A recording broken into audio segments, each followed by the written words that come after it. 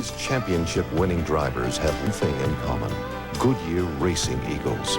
The race-winning technology that's found in the Goodyear Racing Eagles can also be found in the world's best-selling line of high-performance street tires, Goodyear Eagle Street Radials. The champions know, and it's why we say the best tires in the world have Goodyear written all over them. Last week at the Lake Edna KFC, there were two incredible occurrences. One was the long-awaited introduction of new skin-free crispy chicken. People were astonished that skin-free chicken could be so crispy and juicy, astounded over the deep marinated taste. And the UFO is interesting, too. Get 3 great kinds of chicken, including new skin-free crispy in a variety bucket, just $9.99. The juiciest deal in Lake Edna or your neck of the woods. Ever wonder why your face hurts after you shave? It's simple. When you shave, you lose face, because you strip away the moisture that's there to protect it, and that hurts. But now you can start saving face with new conditioning hydrogel from Allspice. Used every day, it adds moisture and keeps it there to help defend against the assault of shaving, so your face feels and stays that way.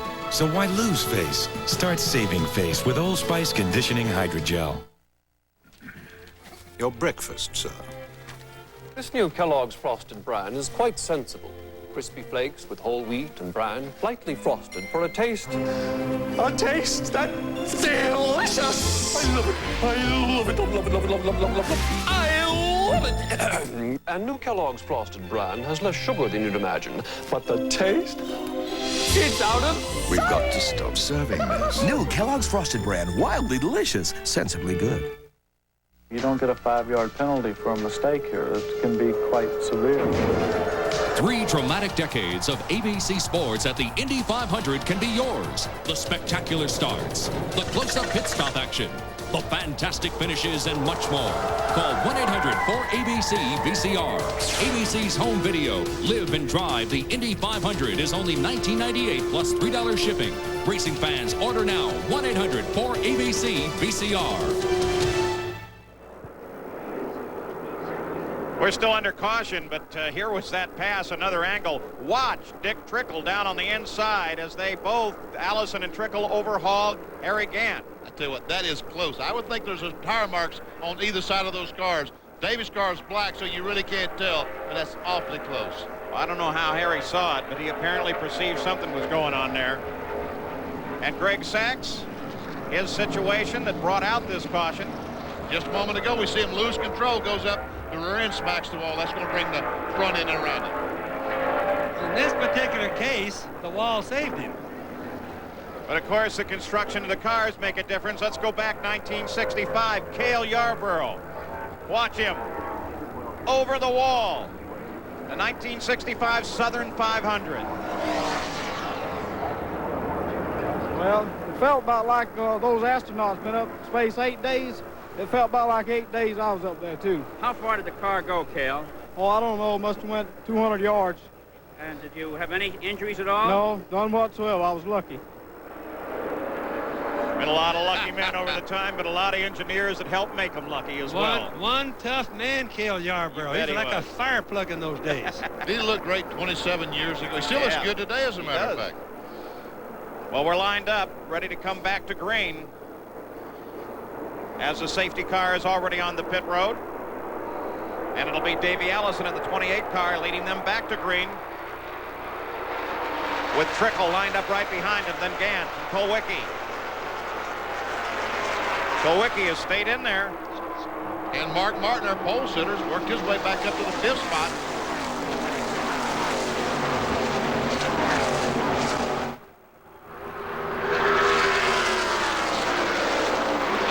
By the run Dick Trickle is making today. I tell you what, you talk about a computer for a mind. Imagine how many miles he's seen, how many different situations. Something happens in front of him, it just whirs and says, I've seen that before, here's what you do. That's what you call a veteran.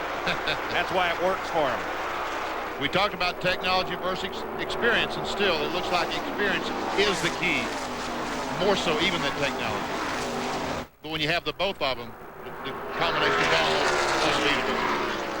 Well, Dick Trickle, the number 8 car from Wisconsin, great short track master. By the way, here at ABC Sports, we'd like to welcome all of the viewers in Green Bay, Wisconsin, who are watching us for the first time on WBAY TV Channel 2. That's your boy Trickle there in second place, folks. Trying to run down one of the members of the Alabama game. Those two guys, Paul, are just running away from the rest of the group right now. They're just stretching it out. And of course, they're teaming up. In other words, they're staying in the same draft. That helps a little bit. But remember, here at Atlanta, it's almost all turn. That's the reason drafting doesn't help so much. Well, not only that, but when you think about it, anytime you have a new development like we do here today in the radial tires, some folks figure it out pretty quickly, others don't. That creates some greater separations when it happens. You know, and some of them accidentally figure it out. They don't even know why. And some of the drivers adapt to the tires better than others. We've seen that in all types of racing. All right, Greg Sachs out of the race after brushing the wall. He's with Gary Gerald. Well, he's still in the cockpit, Paul, and it looks like this crew's working hard. They want to get him out. Greg, tell us from your seat, how did it look and what happened? Well, it's pretty tough out there today. You know, everybody's having a lot of trouble with tires. I blew one earlier on a backstretch. Was real fortunate to be in a straightaway, and now we've had trouble again throwing the side of the car up.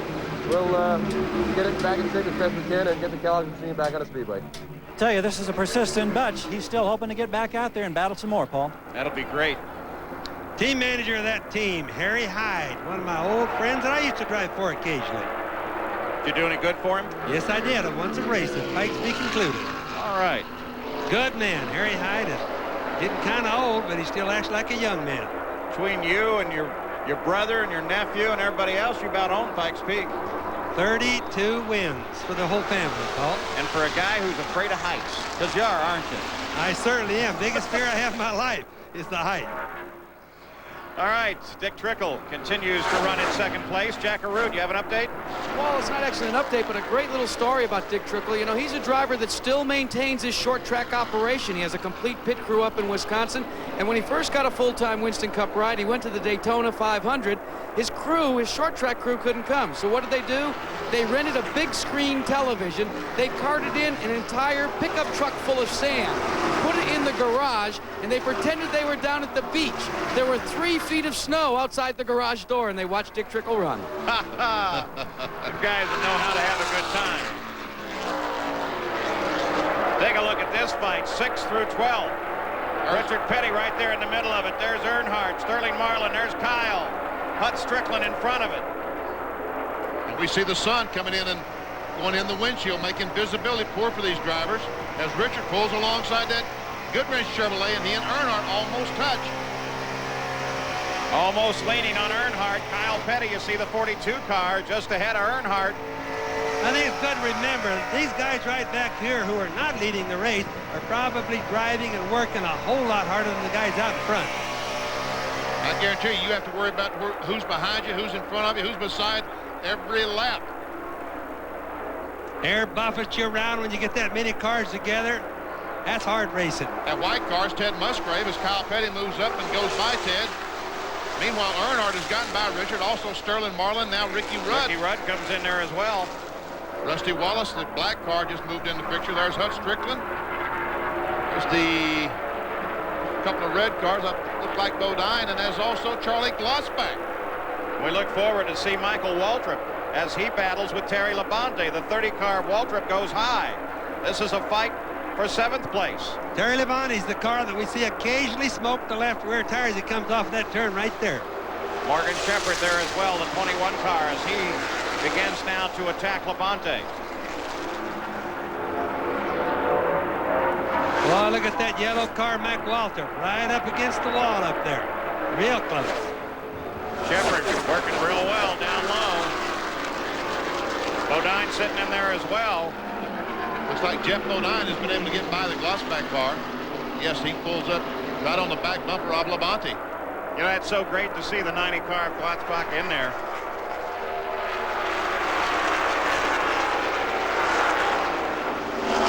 This race was Glossback's first Winston Cup effort. This track since 1974, so he's having a good run. 15 car there, right there, Geoff Bodine, driving for Bud Moore. It was good to see Bud yesterday. Guy has been around racing for a long time. A lot of races behind him. right alongside the Woods Brothers car, the number 21 there. Some of the oldest names in the NASCAR racing. So the battle continues. 7th place. Let's see how he uses his car and engine as he works around. Let's see if the race goes on, if the speed is slowed down a little bit. He's down 155 miles an hour in the middle of the corner. Now he's accelerating. You can see he never shifts. The car just stays in 4th gear all the time. 185 miles per hour. Of course, now he is going into a headwind, or was when the race started. That would slow him down a little bit. We'll see down the front straightaway if he can reach that 190 mile per hour range. You just notice the difference, Benny, as you said, between the drafting and the headwind on the tachometer, on what it does now compared to what it did earlier, or whether he has a draft or doesn't have a draft. Occasionally you'll see a tap of the brake as he tries to keep his momentum in while still being aligned to the car that he's racing with. Sometimes you just may see that light, not really a brake. He's just darted over there for a second and touched it just enough to trigger the alert, but not really to get any brake into it. A lot of the guys just barely touched the brake, Paul, and you were so right on that, just to give them a little bit of confidence or to get the brake pedal a little bit closer, just in case they have to do it, because these guys are operating on fractions. They're not really operating as nice as it, or as easy as it shows sometimes.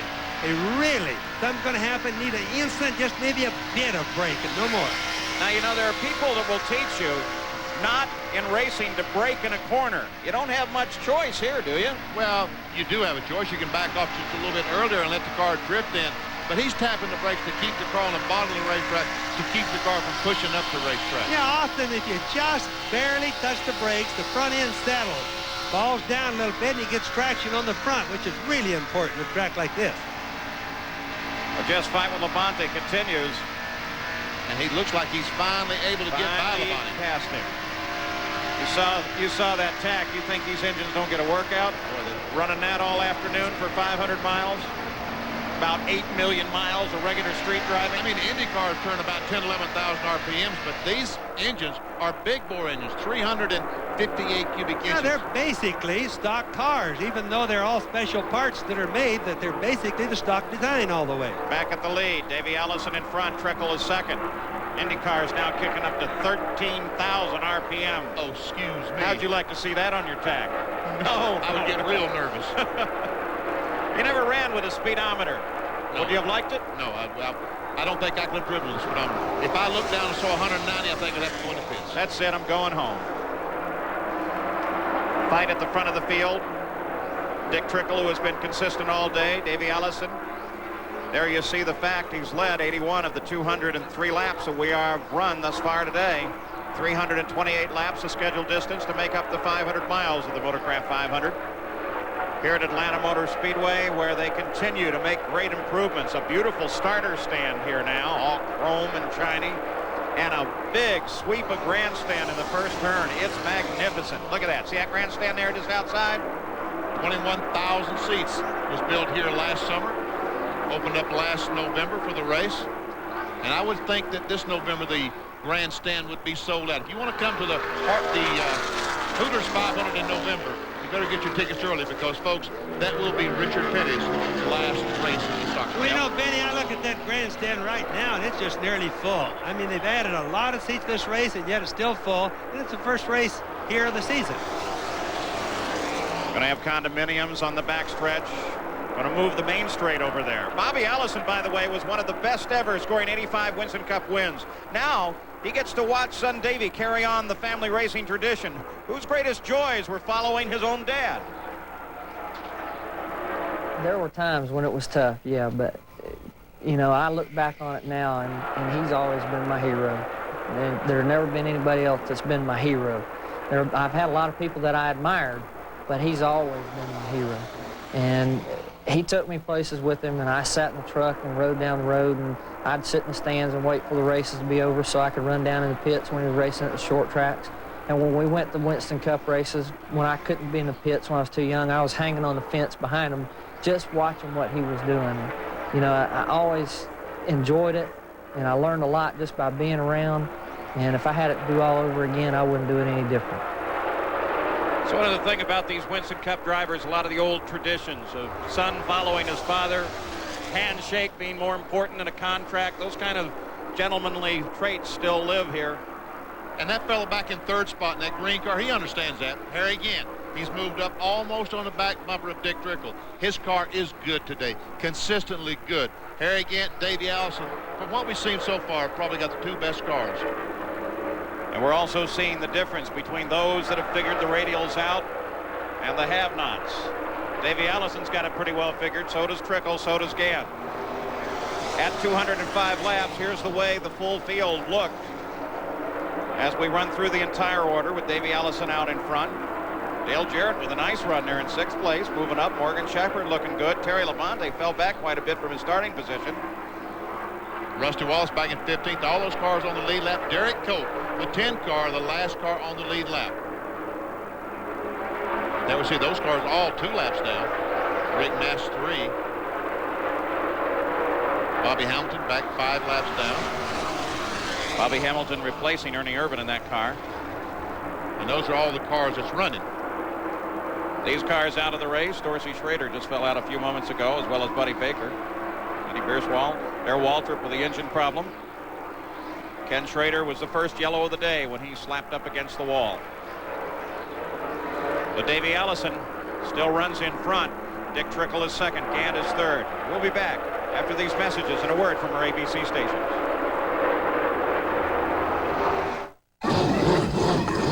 Need a fresh start? Get the battery that's proven to start over 50,000 times. Motorcraft. Motorcraft quality parts from Ford. One oil filter traps 80% more dirt than the leading competitor. Clearly, that's Motorcraft. Motorcraft quality parts from Ford. No better way to face the day. The morning belongs to Skin Bracer Aftershave. Its cool, brisk tingle really gets you going. And what a great scent. Skin Bracer. No better way to face the day. Find Hot coffee and steak in front of strangers at 30,000 feet? Not with my old adhesive. Fix-It-Dent holds stronger than any other adhesive. It even stands up to the hottest liquids. Now I fix it and forget it. Tuesday. I was wondering if I could talk to you for a second. It's Roseanne, the matchmaker. Sure. Not my type. He's cute and he's funny. He looks like the Lucky Charms guy. Roseanne, followed by Coach, Tuesday. When it comes to value, think Ford first. No one, foreign or domestic, can beat Ford Ranger for gas mileage. Right now, save almost $2,700 on a new Ranger. Think Ford first. Save $2,500 on a new F-150, the #1 selling vehicle in America, car or truck. 5 of the 10 best-selling cars and trucks in America are Fords. Hurry, see your Tidewater Ford dealer by March 31st. And remember, for value, think Ford first. The testing lasted 2 years and yielded gasolines that are clearly advanced. Exxon offers you Phase 4. Gasolines that give you the highest level of engine cleaning for high performance and lower pollution for cleaner air. For a cleaner engine and high performance, rely on Phase 4 from Exxon.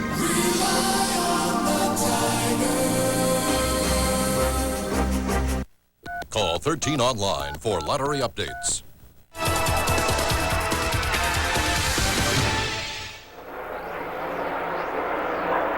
Fight continues at the Motorcraft 500 for second place. Dick Trickle holding off Harry Gant. Davey Allison still out in front. 3 of the top 7 have never won a Winston Cup race. They include that man there, the #8 car, Dick Trickle. Now let's go back. Remember, Sterling Marlin started in 6th place. But Junior Johnson kind of admitted they missed the setup on this car. He had a lot of trouble early on. He's now running in 20th place. His father was a race driver, Cuckoo Marlin. Many times a champion in Nashville, Tennessee. One heck of a good driver. I remember him when I was a kid, Paul. Yeah, I got to tell you a story about Cuckoo and Sterling. They have some cows back in Columbia, Tennessee, and one day they had to put the tick disinfectant on the cows. Right. So they put them up in the chute. Sterling, he's got the swab pouring the stuff down the cow's back, letting it pour off and killing all the critters on the cow. Well, Cuckoo decided while they got him in the chute, he'll brand the cow. Uh-oh. And like all the rest of us, they never read the instructions. what they was putting on the cow was highly flammable. Oh, no. Sterling runs it down the cow's back. He puts the branding iron up and sets the cow on fire.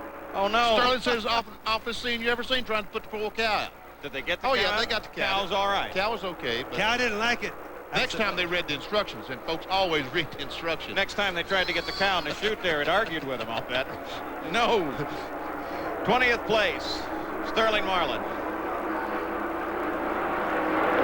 Davey Ellison still runs in front, has little breathing room right now. The fight continues at second and third. And there they are, Dick Trickle, the 8 car, Harry Gant, the 33. Trickle's car still running awfully well on the bottom of the racetrack. Gant's down on the bottom of the racetrack. The 66 car, that's Chad Little. Car owned by Cale Yarborough, we saw just a moment ago, flew out of the racetrack in Darlington in 1965. He's the owner of that number 66 car. Interval verse to second. Now down to a second, so they are closing down on Davey Ellison. Gant works the high side. Watch as we go around the track with a camera on how wide the groove is now. Goes clear from almost clear down the white line there, almost up to the wall. Look right there how close the black is getting to the wall. Shows you how hard the guys hunt for the dry spots. And of course, it shows you how close they get to the wall also. Gant making a couple of moves there. Depending on the aerodynamics of these cars, when Gant moves a little to the left like that, and he's that close, what effect does that have on Dick Trickle's car? I don't think it has very much, especially in the corners, because there's so much strain on the springs, the shocks. The car is loaded so heavily. I don't think it makes a lot of difference on the car. Do you, Bobby? Take a look forward to first place. There he is, the 28 car, Davey Ellison. You think that makes much difference aerodynamically with all the load they have on these cars? Well, I really do, Benny, but maybe not a big bunch like Daytona would or Talladega, but it makes a difference here because it tightens the guy down, and it just feels good. If you can remember, if you've got a guy running on your left rear low and you're handling good, you really feel secure. Well, I'll tell you, these stock cars are hard to drive, a lot harder than people think, because they don't have a lot of aerodynamics pushing them into the ground. If that's true, is the other side true? If I move up and to the right, get outside him, does that loosen him up? Makes your rear end loose. And see, all of these guys know that, Paul, and they'll run. Like, for example, Harry Gant and Dick Trickle. If Gant sees that Trickle has a weakness, whichever way it might be, he'll go for that weakness, just like a wolf would be trying to get a little mouse in the field. A lot of tires were mounted before the start of this race. Let's go to Gary Gerald. Paul, a lot of tires are being used because at every one of these yellows, they've been changing tires. And here behind Davey Allison's pit, there are sets of used tires over on this side. They're on their 5th set of the day now on the car. Over on this side, the crew is preparing more sets, and there are 2 more on the wall. At $1,000 a set for these radials, we are talking about a $10,000 tire bill, and we've got a problem on the front straightaway. Yeah, we got Paul. a bigger bill than Natural Lake Speed, who just got into the wall on the front stretch. Car came to a stop just a few feet from the start-finish line, and caution has come out. Bent both ends of that car pretty good. Yeah, he bounced her off the wall a couple of times. Pretty far down the stretch. Got both walls, it looks like, Paul. You see him moving around. Yeah, Lake's all right, apparently. Not anxious to climb out of that car until everybody else gets slowed down. I think I would wait for the pace car to go by before I'd be climbing out of that baby. Tough year for Lake Speed. He failed to qualify at the Daytona 500. Has a new sponsor. We see Purex on the car. Yep. So congratulations on that, Lake. It's his first race of the year. Boy, to have it in this way. Don't worry, folks. He can drive. We can bang all those bends out of it. Safety crew is there now. Car probably looks a lot worse than it really is, Paul. A lot of sheet metal there. On the 222nd lap. This is the second real wall banger of the day. Kenny Schrader was the first. Earnhardt just brushed it. They're asking Lake if he's okay. Do you need help getting out? And all the cars start down pit road, making that pit stop, changing 4 tires. The leader Allison in. The whole front of the order now makes stops. As Gary Gerald just mentioned, they're all running the price of this race up another $1,000. Yep. Putting on 4 new tires. You know, what they learn off these tires, though. Lake Speed is walking over to the ambulance now. He's all right. Waved to everybody as they climbed out of the car. Davies going down pit road. Looks like he's first in Alan Kowicki. Wicke comes out right behind Comes out him. second. All right. Ganton third. Trickle comes out in fourth. You know, I think it's more fun to watch the pit stops and the exits now. I sit here and I run for the guys a little bit harder than I used to, because when they leave, it's in an orderly fashion, and you can kind of see more what's going on in the old days. So under caution, 223 laps are complete. Davey Allison is in front again.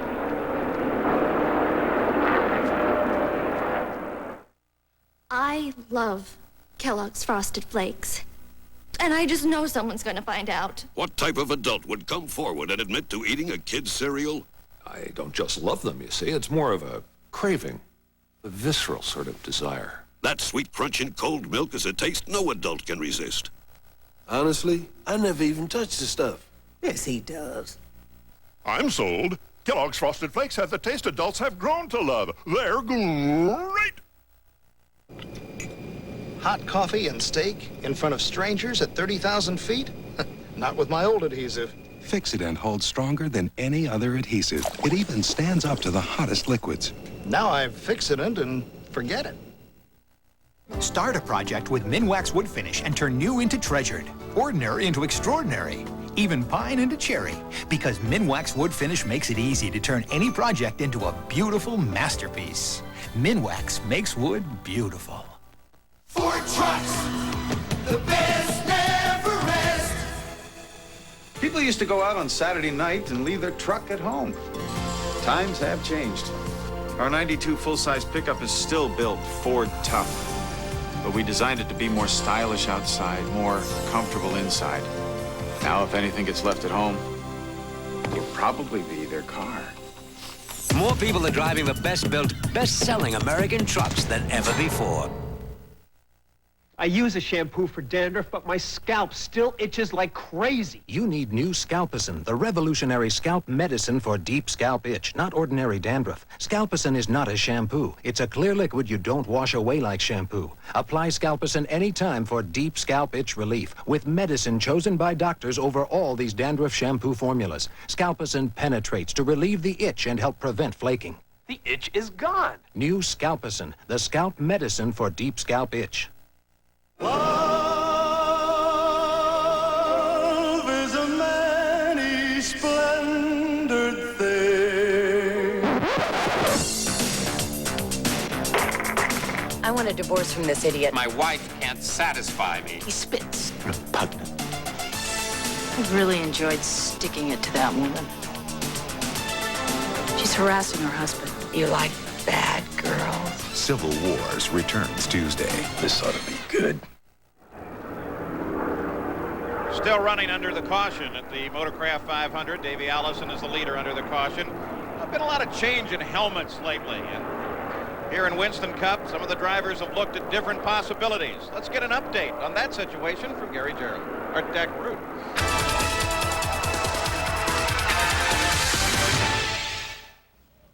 At first glance, one might think that there are a lot of similarities between an IndyCar helmet and the type of full-face helmet that a stock car driver wears. But that similarity is only cosmetic, because while an IndyCar helmet tries to create an aerodynamic device for a driver inside an open cockpit, a stock car driver's helmet is more concerned with routing fresh air to the driver. Now here's how they accomplish that. They take an outside air inlet, route it into a rubber hose, and then run the hose all the way up into the driver's helmet. That air then passes over the driver's head and provides fresh air throughout the 500-mile contest. Now, there is one drawback to this entire system. These plastic hoses can melt if you're involved in a fire. So what the folks at Simpson Safety are about to introduce is a Nomex cover to go over the plastic hose. Thank you, Jack. Lake Speed's car now being taken back, put on the transporter. Next Saturday here on ABC Sports, we begin our coverage of one of the most prestigious events in tennis. That's the Lipton International Players Championships. And the Pro Bowlers strike next with the Cleveland Open. Then on ABC's Wide World of Sports, Brian Boitano, Debbie Thomas, and more take the ice for special performances in the World Challenge of Champions. Plus, the finest male gymnasts go for the World All-Round Gold. That's all next Saturday, right here on ABC Sports. Ready to come back to green now. Lake Speed's car cleared from the track. Any leftover debris off of there. Lake Speed did get out, walked to the ambulance, waved to the crowd, appeared to be just fine. And when the ambulance pulled up to the hospital, he did walk inside. It's mandatory that NASCAR that you go to the hospital to be checked when you make contact like Lake Speed did with the outside retaining wall. Very, very bright thing. Green flag.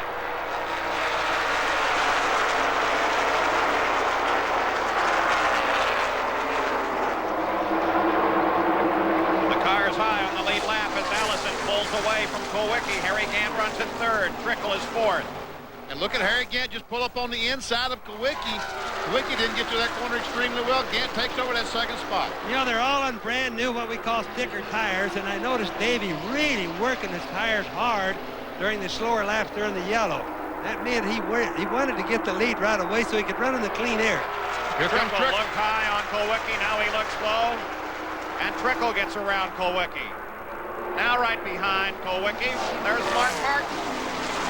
And the train doesn't seem to ever stop. Once one car gets by you, then another one comes. Here's another one.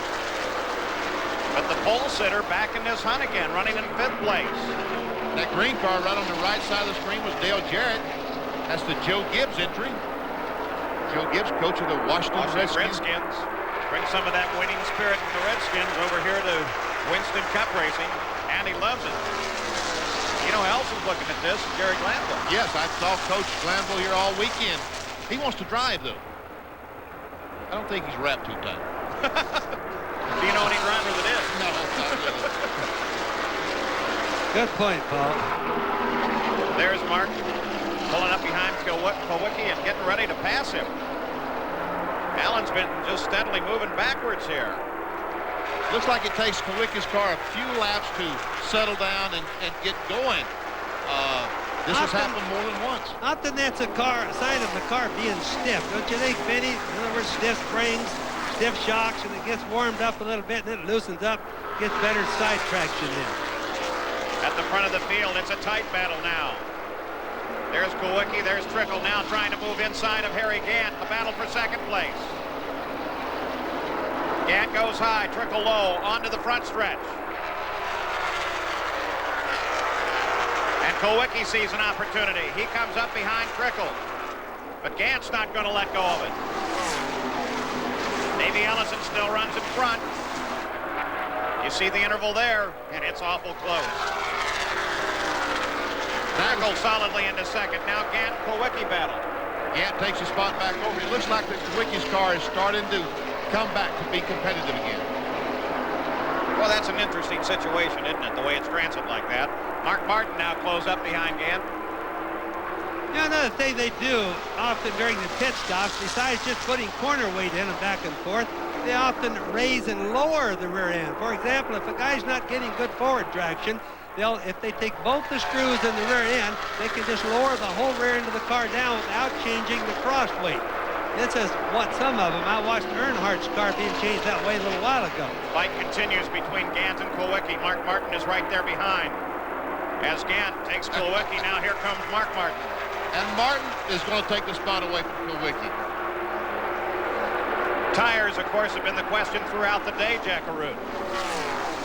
And Paul, you should begin to see racing like we're seeing now as a commonplace occurrence, because the top 5 runners, the last sets of tires that came off, they were fine. So it looks as if all of the crews, at least in the top 5, have solved their problems, and they can go back to real tough Winston Cup racing. Boy, that's a great tribute to the crews now. They've been running this race as hard as they can, doing everything they can to figure out what suspension settings are doing to those tires, making little adjustments. Can't make it too much. You don't want to endanger a driver.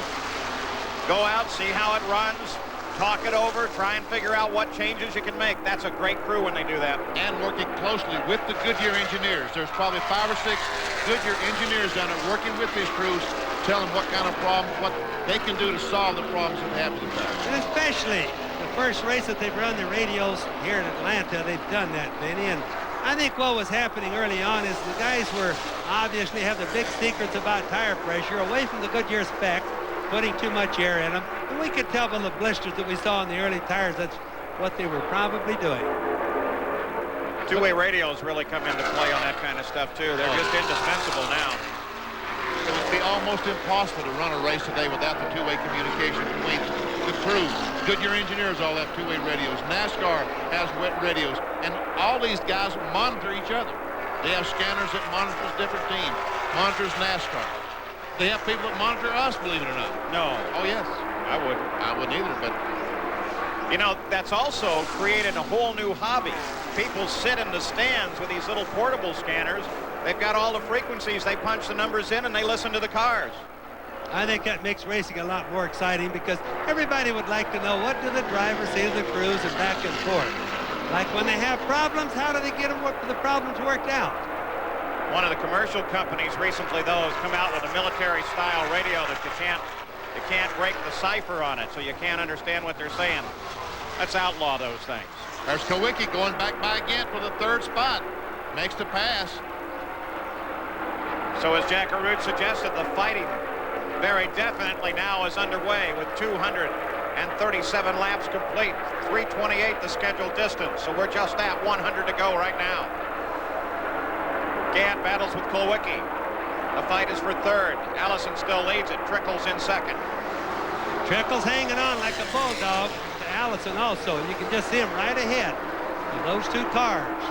Third and fourth. You know, it's been an interesting separation most of the day from the guys that have figured it out, which are the few up here at the front, and the rest of the field, which is running well back, and all of the fighting has remained up here at the front.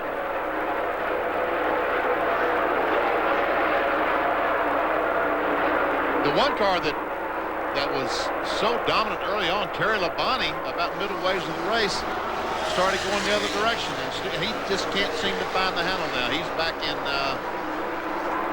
15th spot.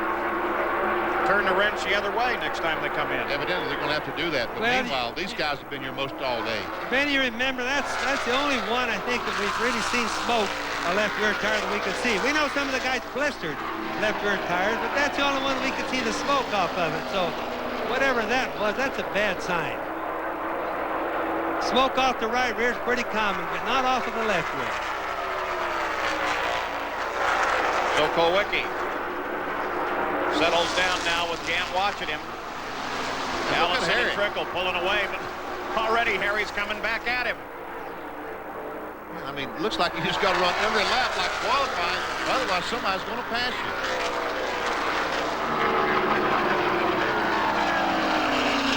You know, and I'm not sure that these two cars aren't catching the leader. I haven't. They are. I haven't time to. Now they're closing down on it.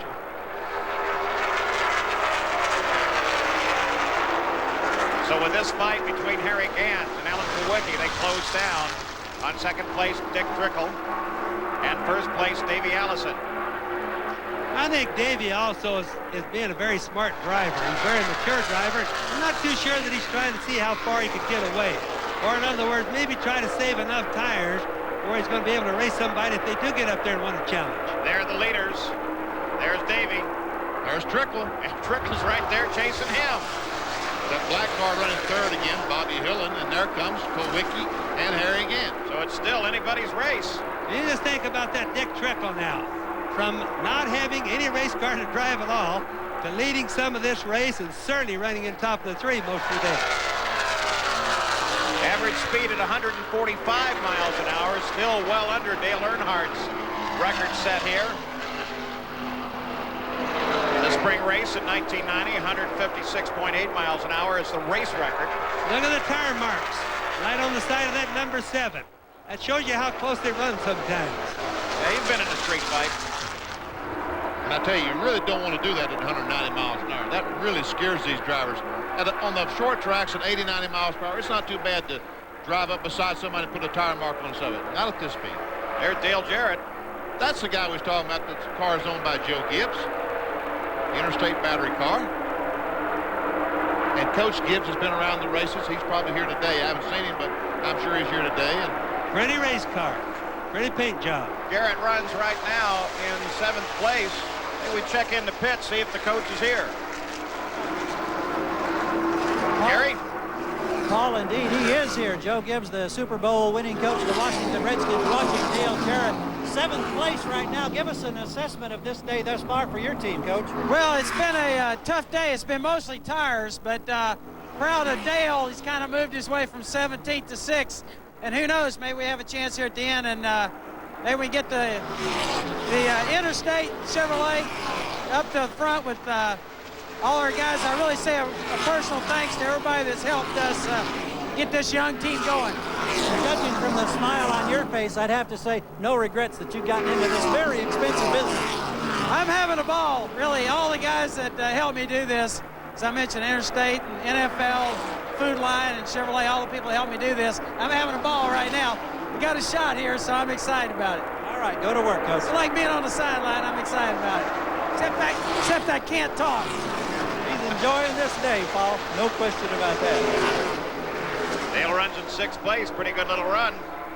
Having a nice day. And here comes Harry Gant. Why does that not surprise me? These guys aren't going to give up for anything. You know, that's got to be fun for both of them. I don't know. Don't you know that Klawicki is sitting there saying, man, this is one stubborn man. He just keeps coming up wanting to pass me. Where is he coming from? And I'm going as fast as I can go. He said, I know he's close enough to read the nameplate on this thing. It is a Ford, Harry. It's a Ford. You're supposed to let me outrun you. You know, Benny, he's going to get it done. I mean, you just keep watching him. He just keeps pecking away at it, and he's going to get it done pretty soon. Harry's Oldsmobile been looking strong all day long. Consistent in the points this year. Came into this race second in Winston Cup points. Behind Davey, who leads this race at the moment. But the way the things are going, he's certainly not going to gain anything. Davey Allison, can you imagine this kid? He won Daytona, finished second at Rockingham, had a top 5 last week, and here he is leading the race. Of course, we've seen Dale Earnhardt with a lot of races and have a hard time winning the championship at the end of the year because of the way the points are, Benny. Back with Dale Jarrett, who's around Dave Marcus. You saw Joe Gibbs just a minute ago. So does this NFL champion, does he bring some NFL experience to the team? He brings that confidence level to us that we need to be a good race team. And yeah, the philosophies that he talks about are the things that it takes to be a winner. First of all, thinking that you can do it and what you can accomplish. And so there's been a whole lot. Don't want to tell everything that because we don't want everybody else to know. Well, one advantage we have is Joe Gibbs on our side.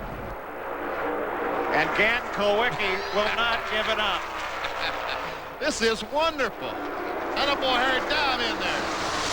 Good racing right there. Go now, stand on the gas. Don't you let him get in front of you. Come on. You think Hilla didn't learn something watching this? Ooh, that was close. I bet you that Alan Kulwicki's sitting there and saying, I'm going to last at this as long as he wants to keep trying this. It is a fight for 3rd place, and here comes Harry again. Oh, come on, Harry. They're getting a little closer together now. I don't like that when they start wiggling and getting that close together. Harry Gant's car just flies through the middle of the corner. That spot of the corner, Harry Gant's car just absolutely flies through there, and now he takes a spot away. Well, did you see what he did? He went down really low, got a little bit of the dry pavement, and really shot off the corner good that time, didn't he? Yeah, but I don't think he's convinced Kulwicki yet. Now they have to work some traffic. It's nice when they don't have that traffic in front of them because, as we saw, a super race just because they could run side by side. 31 car, Bobby Hillin Jr. remains tagged on the back of that. I'm just going to say he's been running pretty good with those guys. He's not running on the leader lap. He's a couple of, about 5 laps off the pace, running in 25th position. And here is Earnhardt as he's around Kyle Petty and picks up 6th place. Earnhardt, you talk about determination.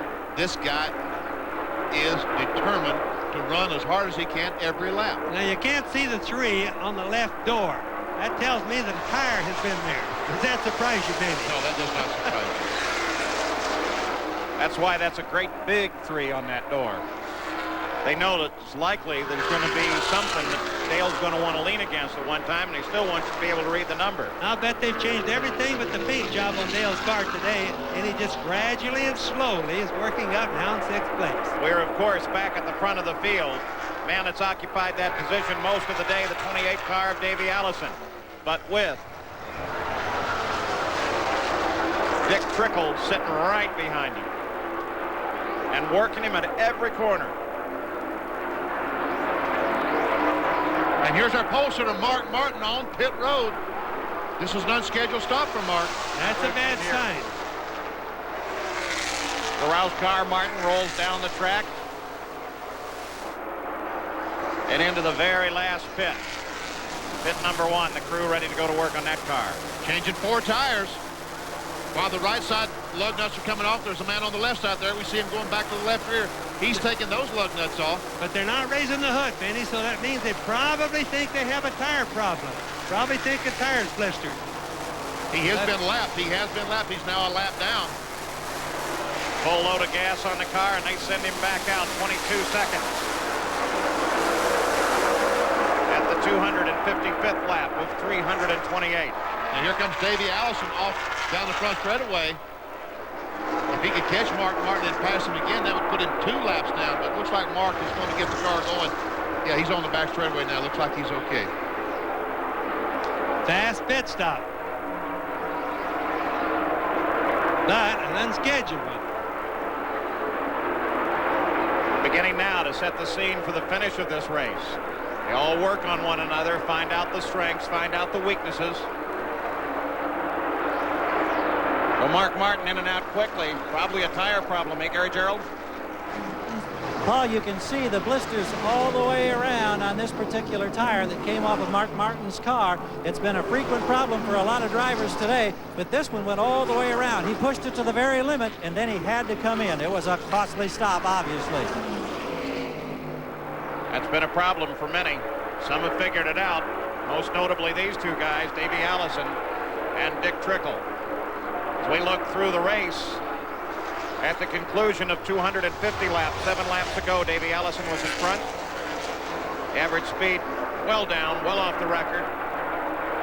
Lead changes continue, though Davey's been strong throughout. 6 caution flags. Good portion of the field still remaining.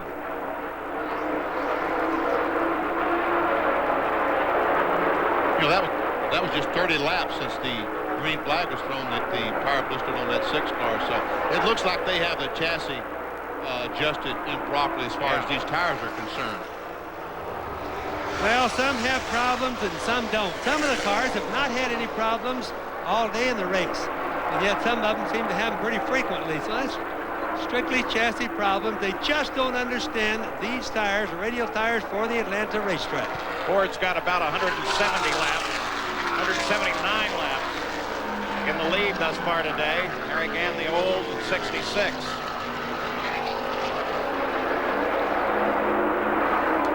So Davey Allison is still out in front. Now it's time for our regular feature on what's new in sports and science technology. Sports and Science Converge, brought to you by AT&T, sponsor of the '92 U.S. Olympic team. Competitive whitewater kayaking is a very dramatic and demanding sport. The kayaks have to be tough and durable, yet lightweight and aerodynamic. Some world champion kayakers are adapting their competitive fiberglass designs for the huge recreational market. These plastic boats are manufactured by Perception Company with a revolutionary process. Plastic polyethylene powder is poured into the kayak mold. The mold then rotates along its long axis to distribute the plastic. While the plastic is heated, a unique additional rotation is programmed. We use a method called gyroflow where we arc the boat. As it rolls through the arc, the powder lays down consistently throughout the entire length of the boat, giving a much more consistent surface and thickness throughout the boat. Perception's gyroflow process makes its boats the industry's best. Just by using the phone, you can furnish your home. Pillows and lamps and rugs wall to wall, do it all with an 800 call. It's AT&T. Fast, convenient, and free. Learn how to cook. Buy a rare book. Give Europe a look. Do it all with an 800 call. To get the 800 numbers you need, get the AT&T 800 directory. 1-800-227-3231.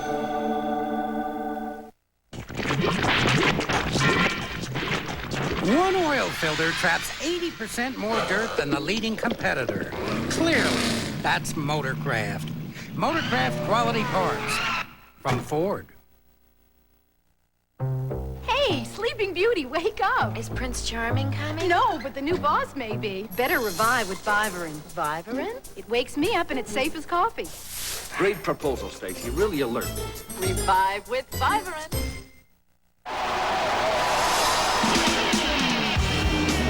Racing. I can't explain it. You're kind of in a limbo zone.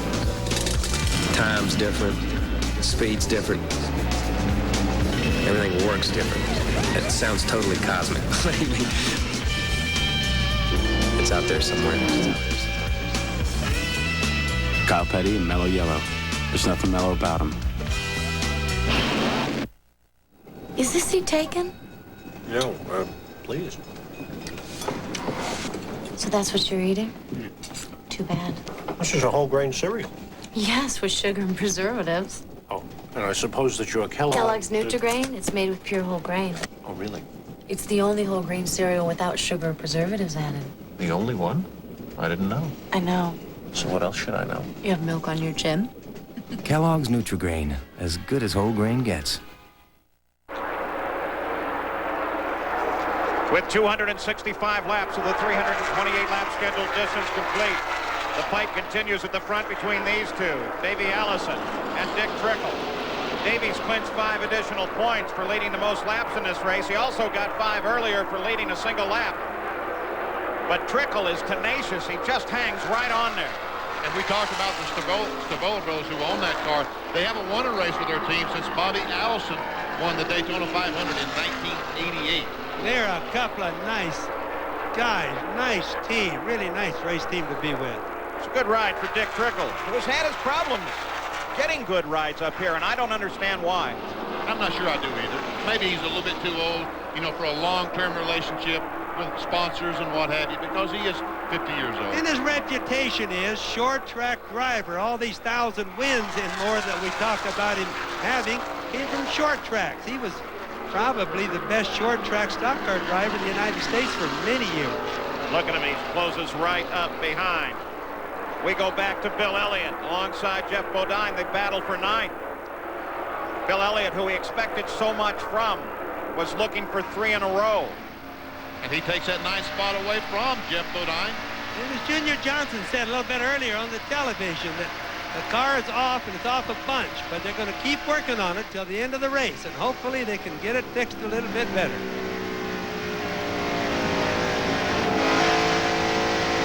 On board with Bill Elliott. You look back to the rear of his car. That's Ricky Rudd. Ricky Rudd coming up too. Ricky running in 10th place right now. You know, Atlanta's a fairly smooth racetrack, but watch how much that car is moving right there. You can see it at 190 miles an hour. What seems like it's very smooth is not always really smooth. I think the look backward tells you the most. It's my favorite view. You see the banking, you see how the car is bouncing, get a real good idea of what the speed is like. Look at the different grooves they use. Now there he drove a nice corner. Yeah, we can see how much distance he put on the Bodine car when he went through that corner. Well, that's when it feels good. Now, Geoff is noticing that, too. Now we'll take a look at what Geoff Bodine is doing. Coming off the turn, about 7,100. There's 79, 80. Well, we saw 85 there for a minute. I don't know if I believe that one or not, or if it was just a flash. Back at the front, Trickle still working on Allison. And he's not going to let go. He's not going. You're right. He is not going to let go. Because you know what? There's another guy back there that's not going to let go that's coming here again. You know, Trickle does real well here in Atlanta. 3 years ago, Trickle was hired by the Stavola brothers when Mike Alexander was sidelined by an injury. In Trickle's second start, this is Hut Strickland in. Second time in, too. Second time in. He was in just a few laps ago. They had the hood up then, and it goes back up again. So not... As I said earlier, that is not a good sign. When the hood goes up on a race car, you got problems. Trickle's second start with Stavola here, he finished in 3rd place. While we call this track a super speedway, while it has a 24-degree banking, is there some characteristics of the short track that are there that allows a Trickle to do well and Earnhardt to do so well? Exactly. In the middle of the corner, when these cars get back on the throttle, the guy that's going to get back on quicker and harder is the guy that's going to win. You got to remember the laps here, 100 and just right at 180 miles an hour laps. That's really fast for a car that's this big and this heavy. So handling is so extremely important here. And Paul, I think Dick Trickle thinks that this is a short track because he always goes good here. 10th place, Ricky Rudd is in. You saw him in that battle with Elliott and Geoff Brabham a few moments ago. Routine stop there. Now we begin to wonder, how will they cycle these stops out to the finish, especially for these two? They should be running parallel with one another. They have been all the race. We see some smoke coming out of that 12 car, so evidently he has an oil leak or something. Whatever the problem is there for Hutt, it's still there.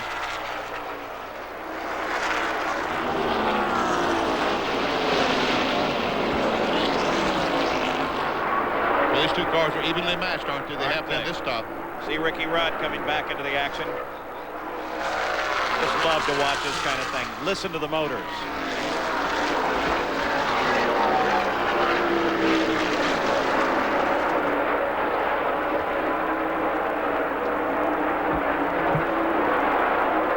Both the leaders go by. Here's the Geoff Brabham car, Bud Moore on, making a pit stop. A little clean of the windshield. This was the Unocal Pit Crew champions of last year, and every one of these guys except one are over 50 years old. Now this should be the last pit stop for a lot of these guys. Vinny, do you agree with that? And we see the guy back with the wrench, putting a 1/2 round of wedge in the car. There's why they're the champions. 21 seconds in and out. 4 more seconds, they would have waxed and washed it. That's second gear probably, maybe third gear. He still isn't in high. There he just dumped it into high gear. And we can't use telemetry in the pits. And here comes Earnhardt. Again, this is going to be the last stage of pit stops. Unless something changes the race, they can make it to the end now, so all their strategy is going to come to a peak right from now till the end of the race. 276 laps complete, 277 now. The leaders remain out. Now this is the first time we haven't seen any adjustments going on in the back of Dale's car. They're not back there changing the height, not changing the rear weight either side. Left side tires being changed now. No mechanical things. No chassis adjustments. 21 seconds, and Earnhardt is back on the road. Been a nice, safe race. Most serious incident was Sachs when he got into the wall. He's okay. I don't know. Lake Speed might have Speed, I think, yeah, I'm sorry, Lake Speed. Or Kenny Slater. Let's don't forget him. He backed in pretty good. But all those fellas were okay. Fine. They're all fine. Greatest potential. Greatest potential for injury, yes. Ernie safety of the Winston Cup car. So when do these cars make their stop? There's Trickle still in there fighting. And Ricky Rudd trying to get back on the lead. So you can see what an advantage those new tires are. That's why these fellas change every time they go in, because just look at the traction that Ricky Rudd is getting. I guess new tires are always going to be faster than old ones, and it'll always show up on the racetrack. Guys would like to have them, but they can't always get it. Rudd in the 5 car is well back. He's got about 3 miles to make up if he wants to get back up and race with the leaders. Now, what about the strategy for these cars out in front? What are they thinking in the Davey Allison pit, Jackaroo? Paul, what they're thinking is they want to take, in the next 2 or 3 laps, they will be pitting what they hope will be for the final time, and they want to take a little bit of bite out of the car. They'll use this ratchet wrench in the back. They will take some bite out, loosen the car up just a little bit. That is the only change they're going to make, besides adding 22 gallons of fuel. Let's go to Gary Gerald and see what some of the other competitors will do in their pit stop. Well, Jack, we're here in the Stavola brothers pit. Incidentally, Billy Stavola will celebrate his 45th birthday tomorrow. He'd love to have a birthday present with a win in this race, as would his driver, Dick Trickle. They're anticipating their stop in the next few laps. They're happy with the way the car is working. They've been stalking the leader consistently. They get ready to go to work now and prepare for the final servicing of the day. So if Allison's going to loosen it up a little bit, he feels comfortable with it and wants to get it a little more racing. Wants to get it a little bit more racing, and we can see he is backing off. He's coming in the pits. So the leader, the 28 car, at Davey Allison for what should be his final stop of the day. You've heard what they expect. There's Trickle right behind him. Trickle's following him, and here comes Harry again. All three, first three. What the leader does, the other guys would basically have to do if they're close. All right, Jack Arute waits for Davey Allison. Davey Allison, who earlier today had to change his 5th engine, as we watch Dick Trickle and Davey Allison's crews go to work in what should be the final pit stops. They have made the adjustment on Davey Allison's car. They are going to go for 4 tires on Allison. The trickle stop continues as well. This will be, hopefully, the last stop for either of these, providing the race goes to the end of the race without caution. He is away. Well, Davey Allison pulls out. And Trickle just now is moving, has some trouble on the right rear of Trickle's car, and that is going to cost him. And Gant and Allison are bumper to bumper. Look at that. Gant slides right in there. Gant was a little further down the pits, and it worked for him here as they come back up to speed. And one car takes a quick spin. And the caution flag is out. Mike Wallace, we're going to have a caution. And Bill Elliott is the leader. I think they've got to race Elliott back to the line. They may be a lap down to Elliott. Unbelievable situation now. Boy, that's the type of thing that you never can count on. Here they... As they run back to the line, there comes Elliott. He beats him. Elliott leads him to the line. He may have him a lap down. We'll have to wait for scoring to see. Boy, you talk about something changing in a hurry here. Now that really going to change this race a little bit. Or it could change it. Now I wonder what the situation is in the Junior Johnson pit. Are they ready to go racing now? Do they have that car tuned in? Our board, our NASCAR monitor says that Bill Elliott, in fact, did not make a pit stop and has these cars a lap down. Unbelievable change of events here as we move to the closing laps of this race. Bill Elliott, who was not truly in the fight all day, been struggling with that car. The Junior Johnson team's been working with it. And with the luck of the caution, now he sits in front. Jack Arute, what's their strategy now? Paul, their strategy right now is to break out in smiles. As soon as they heard that they were on a lap by themselves with this caution, Tim Brewer and Junior Johnson looked at each other and literally just started smiling. Elliott is coming in now to get what should be his final pit stop underway, and it will be under the luxury of caution. And he will be the only car on the pit road, because only the cars on the lead lap can pit now, and he's the only car on the lead lap. It's nice to be good. It's also real nice to be lucky. You talk about luck now. This is one of the darndest things I've seen. I mean, he really, really gained an advantage here. Theoretically, unless something happens, they can't catch him, Bob. Boy, what a reversal.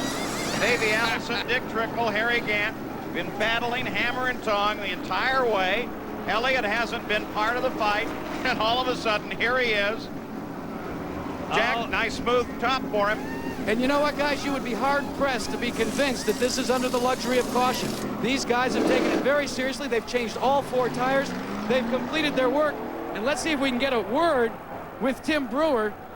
Tim, unbelievable. The luck of the draw, the caution comes out, and lo and behold, you're the only car on pit road. Well, you know, Jack, we learned this together back in '81. You know, you'd rather be lucky than good any day, but no, that's characteristics of a Winston Cup racing. You know, you go on and do what you're supposed to be doing, do what you got to do to your car, and just keep working. I mean, you know, you ain't never out till they drop that checkered flag up there, and we sure ain't out of this one yet. I think that says it all, guys. Another definition of luck is preparation added to opportunity. As Bill Elliott inherits the lead with a caution, and we're going to have a horse race.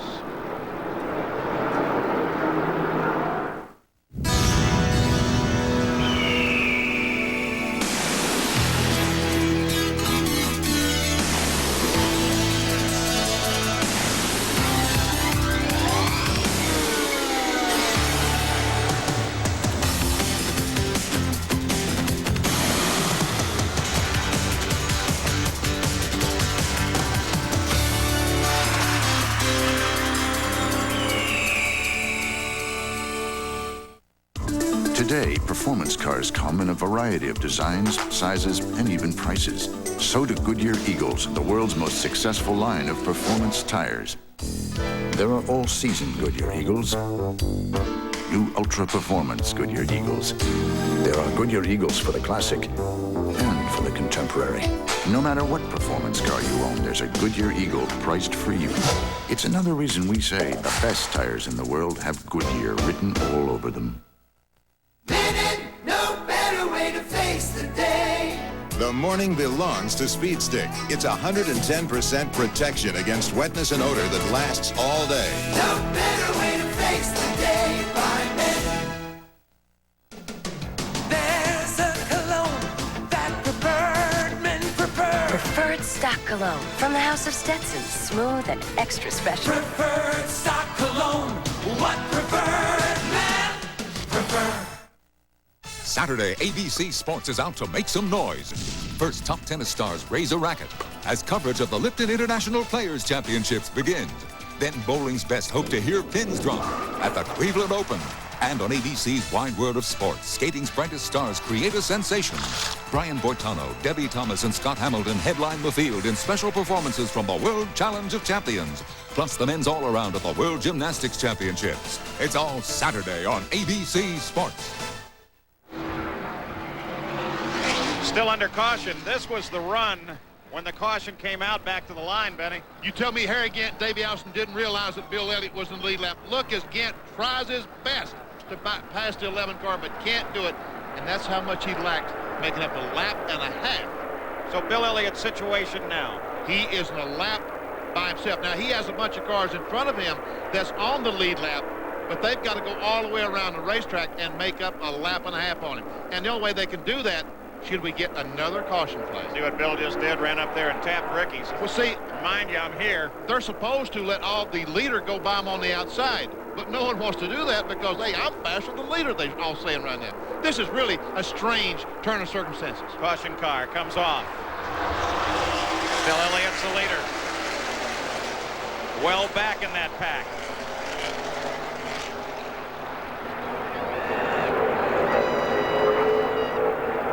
There's Elliott, just off the right. You saw him a second ago. There he is. And the 90 car didn't get going that time. Almost caused a big crash, but there goes Elliott. Something happened to Glotzback, it appears.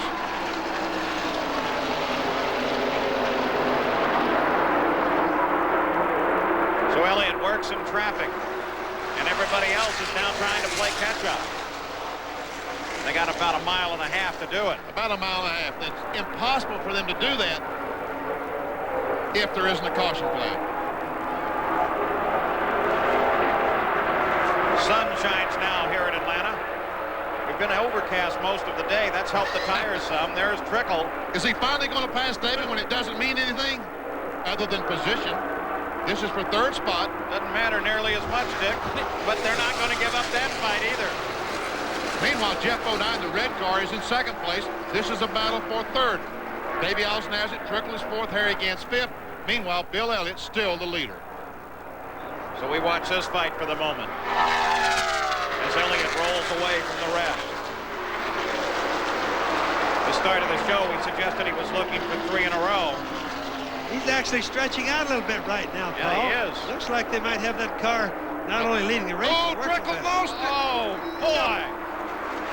What a job, Talk Dick. about saving it. I guess you can't try much harder than that. What a job, Dick. Man, oh, man. There's where that short track experience really came in. Get a car that far sideways and still save it. Well, see, Bobby, that's the 15 car in front. That's about where Lake Speed lost it as well. And there's Earnhardt. Look at this again. He comes up, almost gets in the side of Davey Allison. How did he save that car? He's still wiggling. Boy, he got a serious look at that inside wall. So Bill Elliott leads it as he picks up the lead in the closing laps. We'll be back after these messages and a word from your ABC station. Need a fresh start? Get the battery that's proven to start over 50,000 times. Motorcraft. Motorcraft quality parts from Ford. Alka-Seltzer Plus goes to the Arctic Circle, where the toughest colds live. Alka-Seltzer Plus takes care of the aches, the runny nose. Alka-Seltzer Plus has done exactly what I've needed it to do. It does the job. Alka-Seltzer Plus, tough medicine for tough winter colds. I love Kellogg's Frosted Flakes. And I just know someone's going to find out. What type of adult would come forward and admit to eating a kid's cereal? I don't just love them, you see. It's more of a craving. A visceral sort of desire. That sweet crunch in cold milk is a taste no adult can resist. Honestly, I never even touched the stuff. Yes, he does. I'm sold. Kellogg's Frosted Flakes have the taste adults have grown to love. They're great. Monday, the Bureau creates the perpetrator. A double agent's worst enemy is a change in routine. In a case of counter-espionage. Move in. FBI, the untold stories. Stamp. Really be on your toes this time. An undercover cop's first rule of narco. She's a very nice individual. Never make friends with a dealer. American Detective, Monday.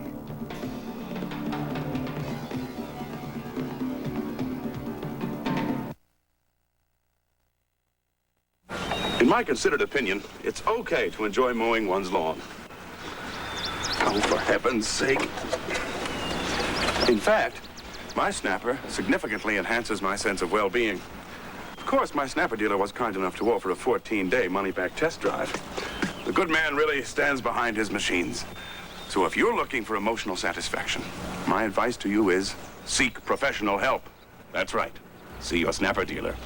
Distributed by Porter Brothers. When it comes to value, think Ford first. No one, foreign or domestic, can beat Ford Ranger for gas mileage. Right now, save almost $2,700 on a new Ranger. Think Ford first. Save $2,500 on a new F-150, the #1 selling vehicle in America, car or truck. 5 of the 10 best-selling cars and trucks in America are Fords. Hurry, see your Tidewater Ford dealer by March 31st. And remember, for value, think Ford first. Good news about good people, Monday at 6. An amazing change of events. Bill Elliott is out in front, and everybody is trying to catch him. Not only the ones who are running second, third, and fourth, and second right now is Gant. Geoff Brabham is third. Davey Allison is running fourth. Not only those guys, but everybody that's running around them because they don't want to give up a lap. That's right. If the caution flag should come out, Bill Elliott being the leader, all those guys get to go around, make up the 1.5 miles. And Harry Gant takes over second spot. Again, this is for second. That's Geoff Brabham 15. He's third. Davey Allison is fourth. And just so the people know, the other guys have to go all the way around. I even got lost a little while ago myself because things were just happening so fast. But Bill is actually maybe in the middle of the pack running, but he's actually leading the race. That's so unusual. You're getting lost, Bobby. Well, I did. I got so excited about it, I picked the first red car out front. Look at Harry getting wiggle down that straightaway. Yeah. We've seen a little bit of that now. It might be getting pretty slick out there, don't you think? Now you got the hot sun coming down on the track where we've been overcast most of the day. Yes, that does change this racetrack dramatically when the sun comes out. And keep in mind, you got Harry Gant, you got Davey Allison, those guys that look like they're hit on the racetrack are really behind, but a yellow flag is what they need to save them or let them take a run for the end of the race for a win, Paul. You see behind Davey, there's Colwicky and Trickle as they continue in their fight. As they now chase Geoff Brabham, and Davey looks for an opening. Tries to get by Geoff Brabham.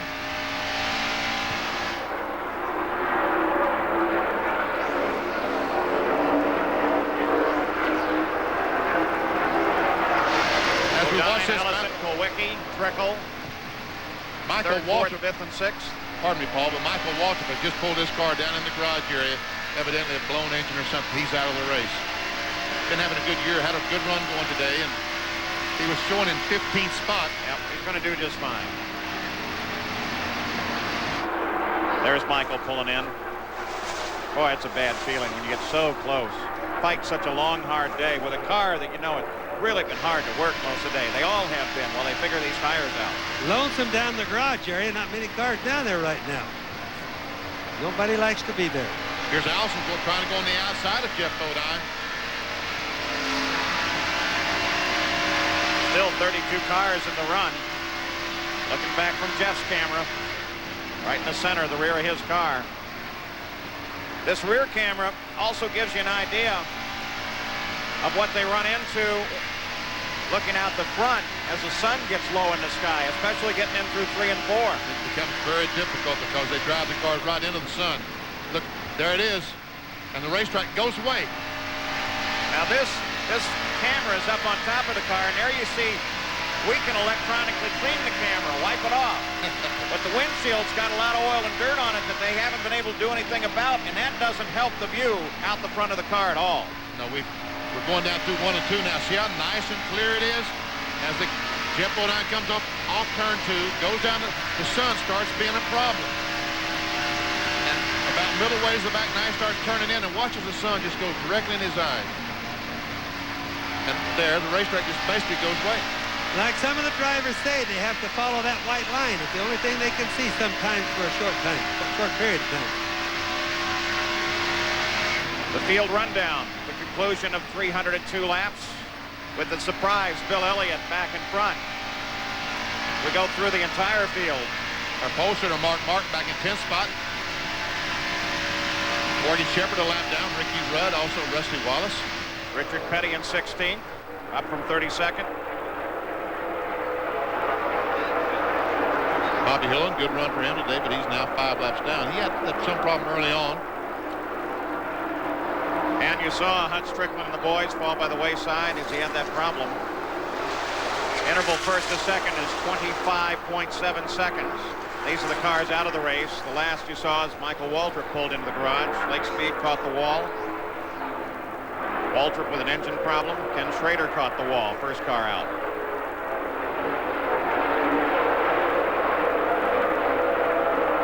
Davey Allison still trying his best to get by Geoff Brabham. And just behind Davey, we see a black car. Dale Earnhardt got his car running pretty good now. He's in 7th spot. He's trying to get by Trickle. He did get by Alan Kowicki. 306 laps of 328 now complete. Dale Earnhardt's really been running hard. Gaining some ground. Running awfully close to the wall. Really going hard though right now. But Bill Elliott is well out in front and cruising.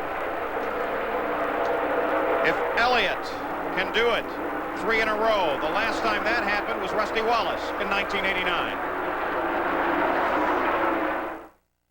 What makes a great St. Patrick's Day? Well, you have to wear green, naturally. And you'll need some real Irish music.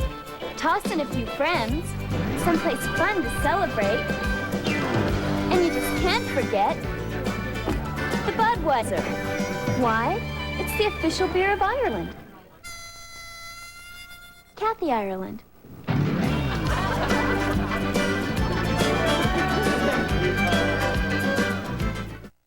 Linen, no better way to face the day. The morning belongs to Skin Bracer Aftershave. Its cool, brisk tingle really gets you going.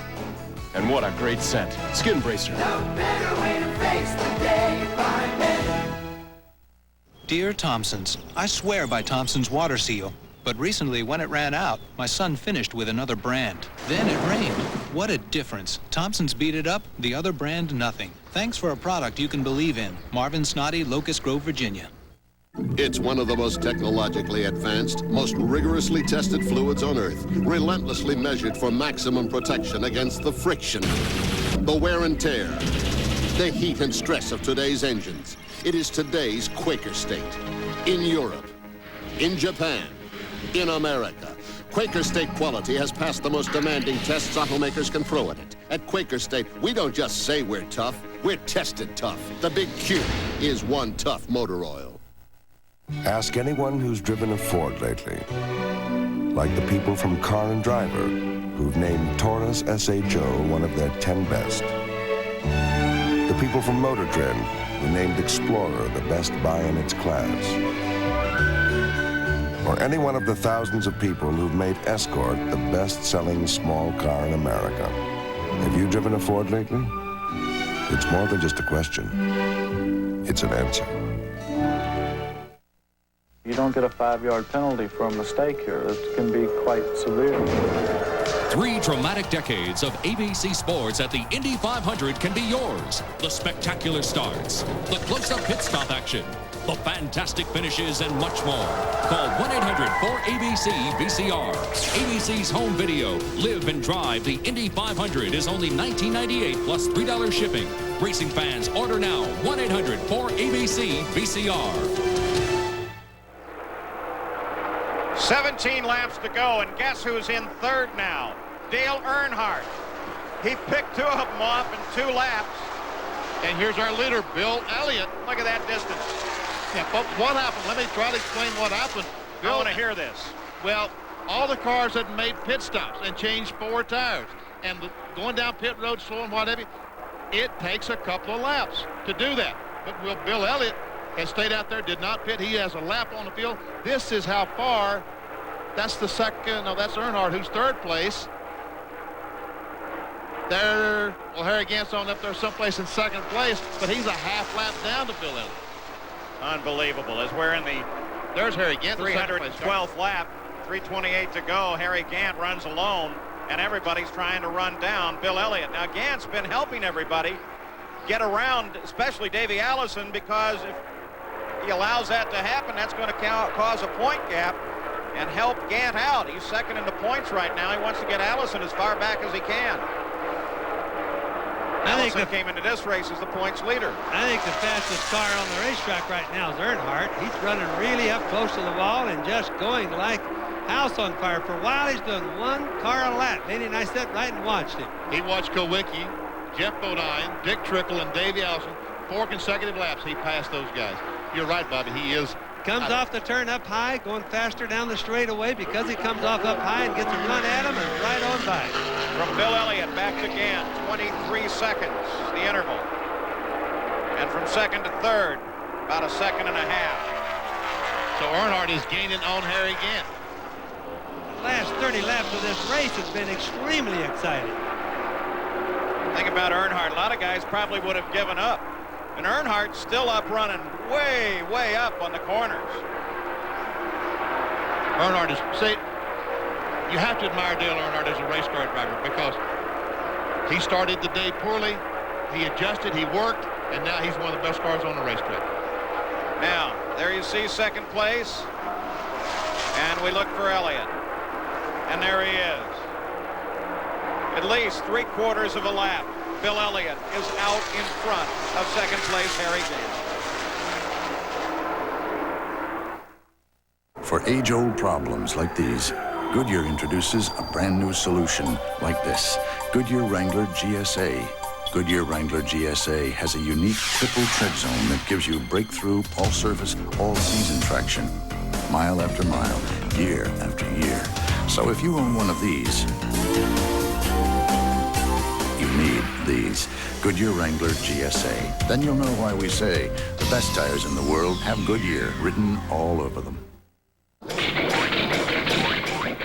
Hey, use a spark plug that's tested to fire clean for 30,000 miles.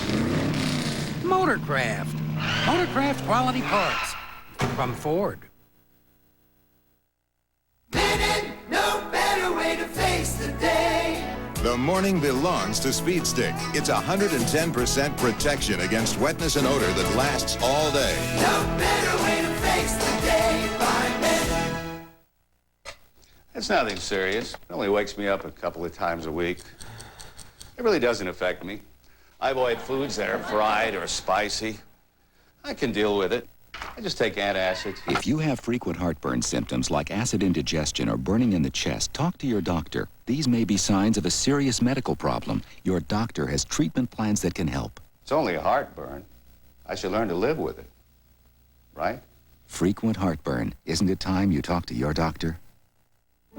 Samson, darling, that old loincloth does nothing for you. It's comfortable, Delilah. What should I wear? Gird those lovely loins in something temptingly different. Ribbed whites? From Fruit of the Loom. Hey, incredible! This ribbed cotton is more than comfortable. It moves with you. Yeah, and the cut's trimmer. I see, my mighty one. They feel great! For extra comfort and style, pick Fruit of the Loom ribbed whites. Sam, I told you to get a haircut. The Motorcraft 500. Brought to you by Ford Motorcraft. Quality parts for quality cars from Ford. By Goodyear, #1 in tires. By AT&T, the right choice. And by Kellogg, proud sponsor of our 1982 U.S. Olympic team. Not far from here in Dawsonville, Georgia, Bill Elliott's hometown, about a pool hall with a siren on top of the pool hall, and when he wins, they turn the siren on. What do you think? Are they leaning toward the switch right now? They better get her cranked up, because I think that Bill Elliott has won 3 in a row. Absolutely amazing development. The advantage of a caution, Bill Elliott takes the lead. Harry Gant's got to be scratching his head, saying, boy, I did everything I possibly could, including trying to run Elliott down to the line, and I can't win this thing. We know it's never over till the checkered flag falls, but boy, he sure got a big advantage right now. Oh, Morgan Shepherd almost ruined Bill Elliott as he went in the corner. Look at the look on Junior's face. He knows it isn't over yet. Little moves like that could bring a rapid end to it.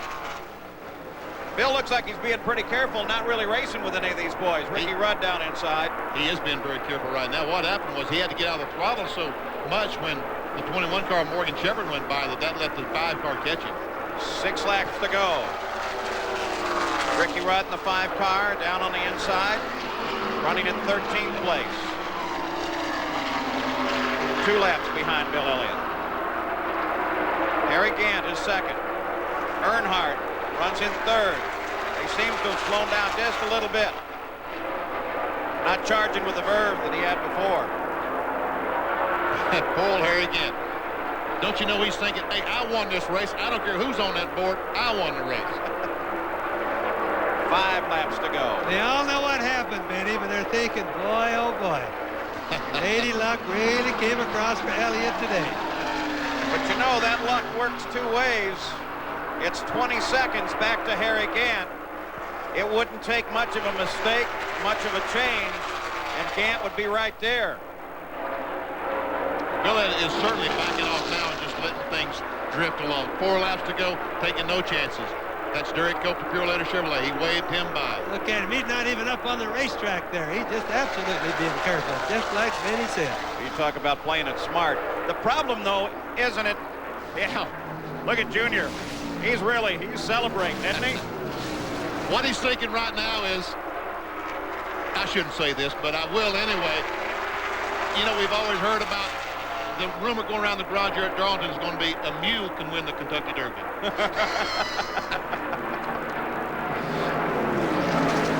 Junior Johnson used to be one heck of a race driver himself. Of course, he learned to be a race driver from running whiskey. I think that's the nicest part. The one problem that Bill really has to contend with right now is if you come too far off your pace, you can start to lose your rhythm and make some mistakes. He doesn't have to worry about rhythm right now. All he's got to worry about is 2 more laps. 2 more. 2 to go for Bill Elliott. In a remarkable change of events, he picks the lead up on a caution. And if the caution flag would come out right now, the race would be over. So as long as he doesn't hit anything or nothing happens to that car, he will win. All he doesn't want to be is the caution. That's correct. So Bill Elliott works it off the corners.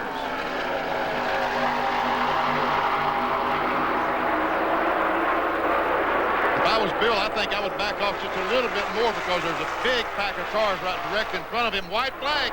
1.5 miles to go, the 500 miles for Bill Elliott. As with a strong lead, he goes into the 1st and 2nd turn and is on his way to making it 3 in a row. Gant runs alone in 2nd place as he flashes across the line. But Bill is definitely awesome today. He's won 3 of 4 races if he can only make it to the checkered flag. He comes off number 4 turn, Paul. He can slide the rest of the way. And here comes Bill Elliott.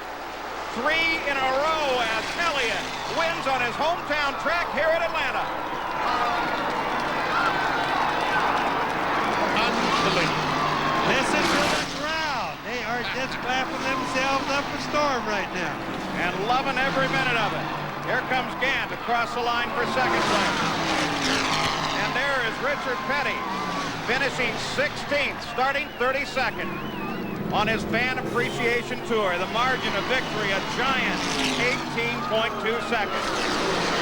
As Bill Elliott puts his Ford in front and wins it in the Motorcraft 500. Bill Elliott and Lady Luck. I can't wait to hear this Victory Lane interview. And that crowd's not moving. They love it. This is his hometown track, and they love Awesome Bill down here. On the pit road now. Rusty Wallace in front of him. We didn't see much of Rusty today. Look at him wave. Congratulations, Bill. Beautiful day. Still, in the points, he's going to trail Davey Allison by 58 points. And Elliott and Gant are now tied for second in the points.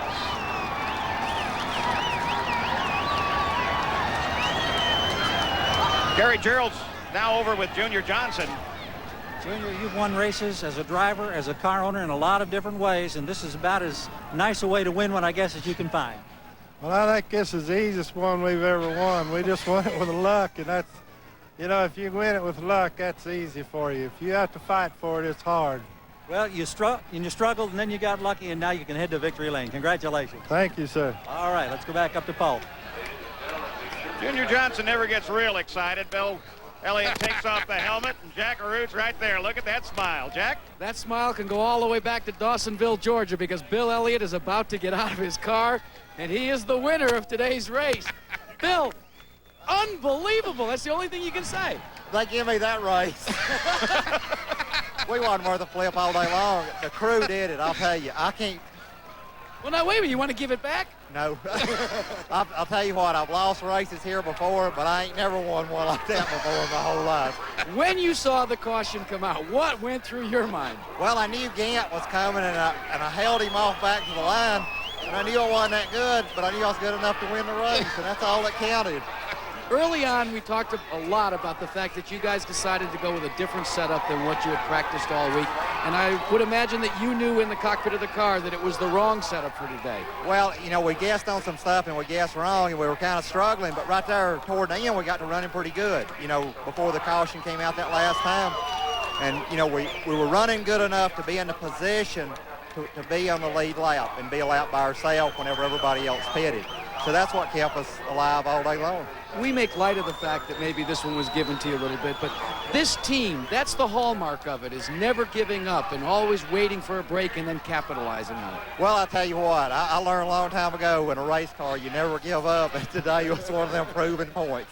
Well, you finally brought one home to your hometown crowd. Now it's 3 in a row. And think about it. If it were but for just a couple of inches, you probably or might have won the Daytona 500 as well. Well, I'll tell you what, I can't say enough about this crowd. I mean, to come off and do what we did today, it's unbelievable.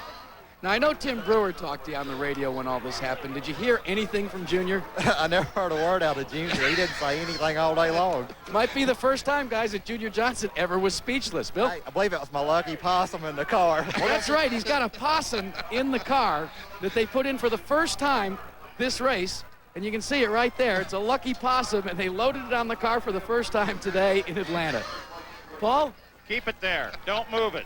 The question was asked at the start was, can Bill Elliott make it 3 in a row? It's now been answered. His 37th career win. Even Bill Elliott doesn't believe he won this race. You know, in spite of everything, it was a good race. Here's how he got that lead. They're coming back now to the caution. That's Harry Gant sitting there just behind him, and Davey just behind him.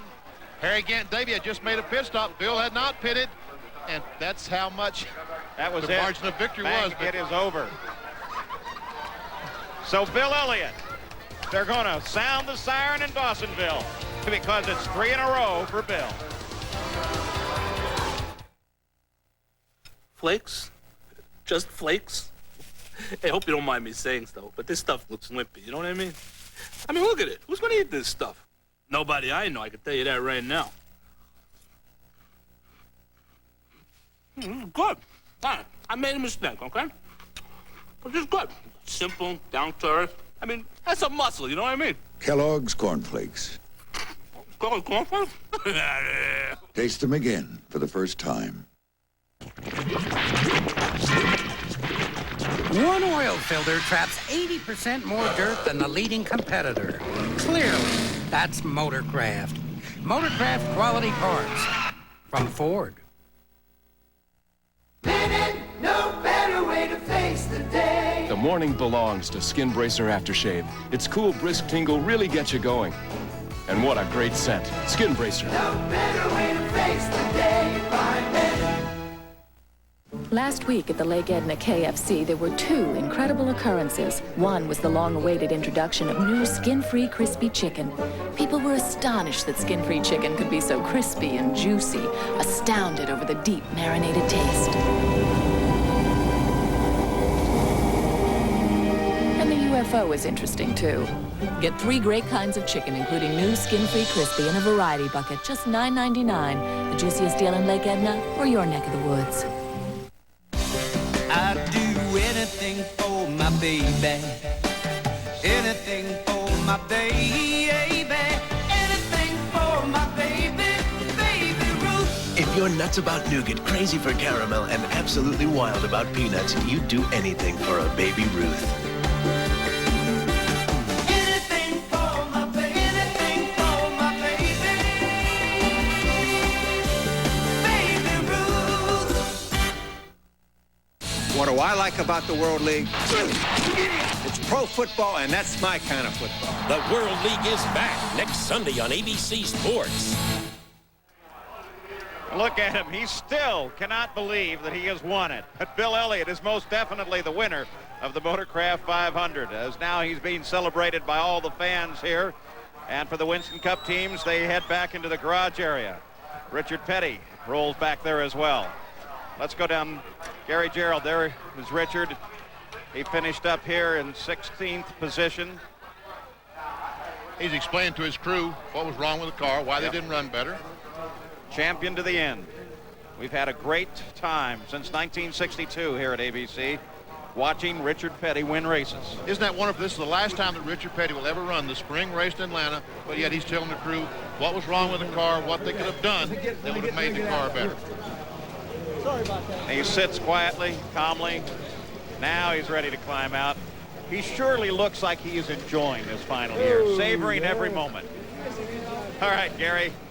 Well, Richard has come out of there after conferring and talking with the crew. And Richard, we were just reminiscing about 30 years of all the thrills on ABC television. And I know you'd like to be in that celebration on Victory Lane, but you come out of the car with a smile on your face, well, obviously still enjoying it. Well, I had a lot of thrills out there on the racetrack, I'll tell you. No, we was just sitting in the car there trying to say, okay, what could we have done? You know, what happened? We had a little blister on the right front tire, and we're trying to figure out what springs to come back with next time so we don't have that problem. So, you know, we ran pretty good, and I was happy with the thing. Didn't hit nobody, so I guess I had a pretty good day.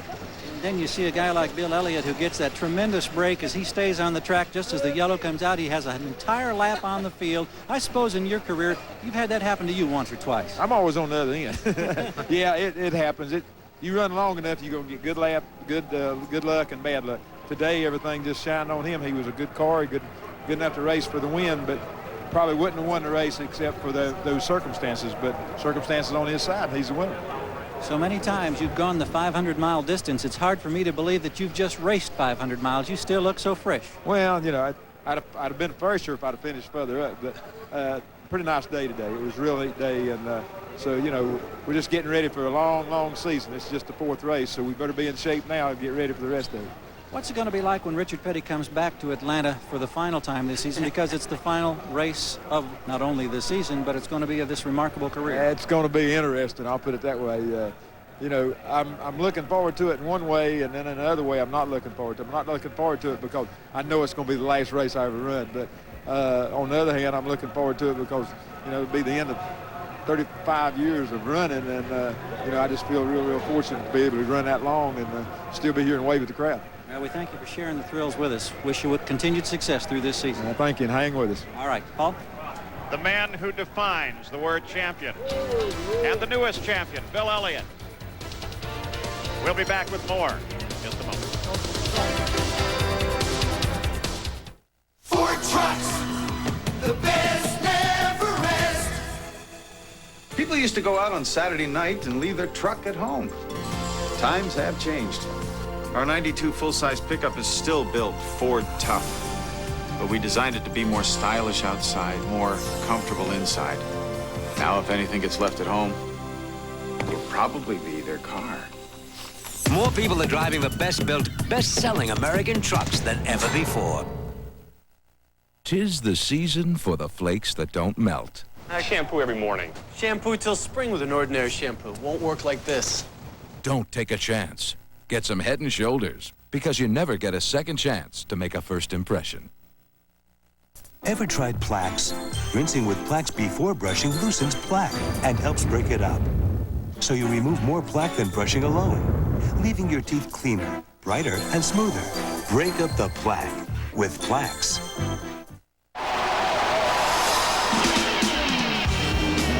Racing. I can't explain it. You're kind of in a limbo zone. Time's different, speed's different. Everything works different. It sounds totally cosmic. Believe me. It's out there somewhere. Kyle Petty and Mellow Yellow. There's nothing mellow about them. No better way to face the day. The morning belongs to Speed Stick. It's 110% protection against wetness and odor that lasts all day. Start the morning with Speed Stick, the wide stick, for powerful 24-hour protection. No better way to face the day. No better way to face the day. Speed Stick, 110% protection. Brian Boitano, Debbie Thomas, and Scott Hamilton star in special performances. Plus, top male gymnasts go for the gold. All Saturday on ABC's Wide World of Sports. The winner, Bill Elliott, savors the moment. Second place was Harry Gans. Well, here's Harry now as he's come out of the truck. And Harry, we're just saying, you know, in this crazy business of racing that a lot of weird things can happen, but you obviously felt that you dominated this race today, and yet you don't get to go to victory lane.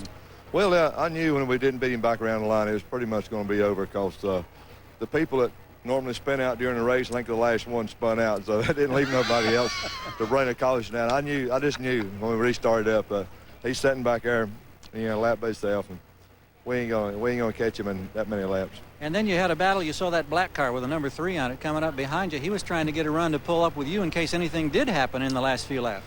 Yeah, I just had him call my times out to me I just kept him at distance there. I didn't run all that hard the last 10, 20. When I seen I wasn't going to catch Bill, I just wanted to finish second, and I just backed off for the tires a little bit. How much of a disappointment is it to accept a defeat like this? Well, we're glad to finish second here. That's a good finish for us, and that's our Daytona car, and we at least we got something to come back here with and run good. And we've been running good as the best GM car on the racetrack, so that helps. That's something to say. Our team's good. It's a go-managed team. We made good stops, and chassis, we had to make a lot of wild guesses this morning before the race, and it all worked out. So we're real pleased there. That we didn't win the race, but when things are going your way, it does. Like us with last year and what Bill is now. In September, things went our way real good. So he's going his way real good now, and we'll just keep plugging along there, though. All right, we enjoy watching you. Thank you for your time. Thank you. Paul? Thank you, Gary. The final results now of the Motorcraft 500. Bill Elliott, with a great surprise, takes the win, followed by Harry. Dale Earnhardt finally carves his way up into third place. Davey Allison back to fourth. Dick Trickle, consistent run all day. We look down now through the entire field. Nice run for Kyle and Morgan Shepherd. Terry Labonte was the early leader of the race, fell backwards. Rusty Wallace, 15th. What a great run for Dale Earnhardt. I just can't say enough about the great run that Earnhardt had today. That was an impressive run. Not even great, just totally impressive, I think. There's Richard Petty in 16th. The last time you'll see that on your ABC screen. We're going to miss him. Bobby Labonte finished 25th. That's in the Ernie Irvin car. If you just joined us late, Ernie Irvin involved in a crash yesterday, cracked his collarbone, and started the race today, ran one lap, and Labonte replaced him. Kept the car in there, kept it safe. So those are the final results of the run here in the Motorcraft 500. Fascinating day. Most unusual way to win an automobile race. But luck, well, you'll take that almost any time. Bill Elliott really played the luck, and it worked for him here today. I wonder how he truly felt when he came around and realized, I'm going to be in front by a full lap. We can see. I don't know if it's the girls or the thought that I stole one today. I think he's still laughing about that. I'm not so sure he knows the girls are there. I think he's still thinking about that lap. Well, they'll be celebrating in Dawsonville as well as across Georgia because Bill Elliott has taken a win at his home track and makes it 3 in a row. Junior Johnson and Bill going to have a lot to talk about when this one is over.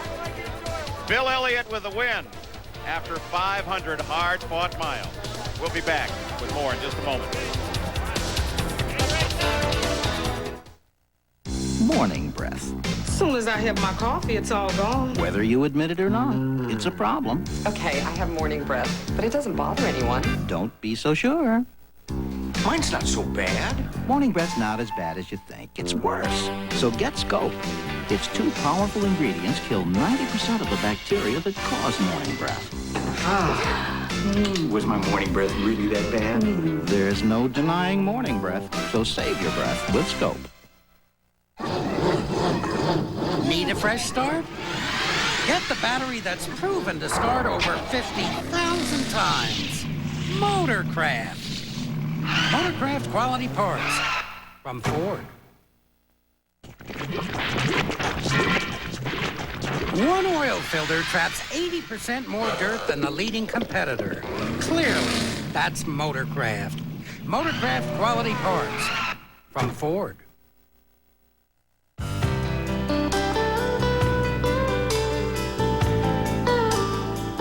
All of these championship-winning drivers have one thing in common: Goodyear Racing Eagles.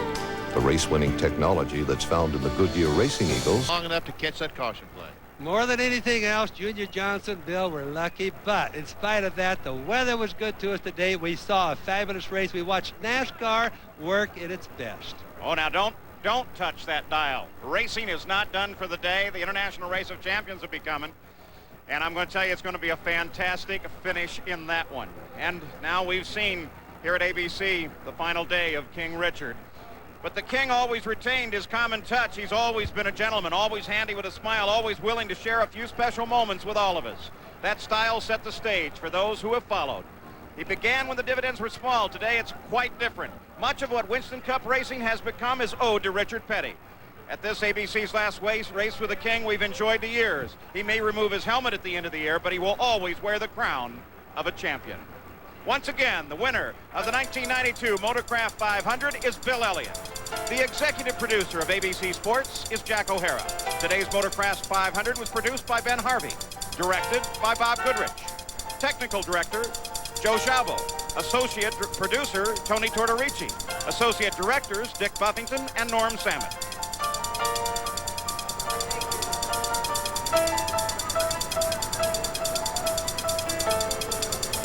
There's still more racing action next as the best of these Winston Cup drivers face the best from road racing and IndyCar racing in equal and match cars. The International Race of Champions Series to determine the best of the best.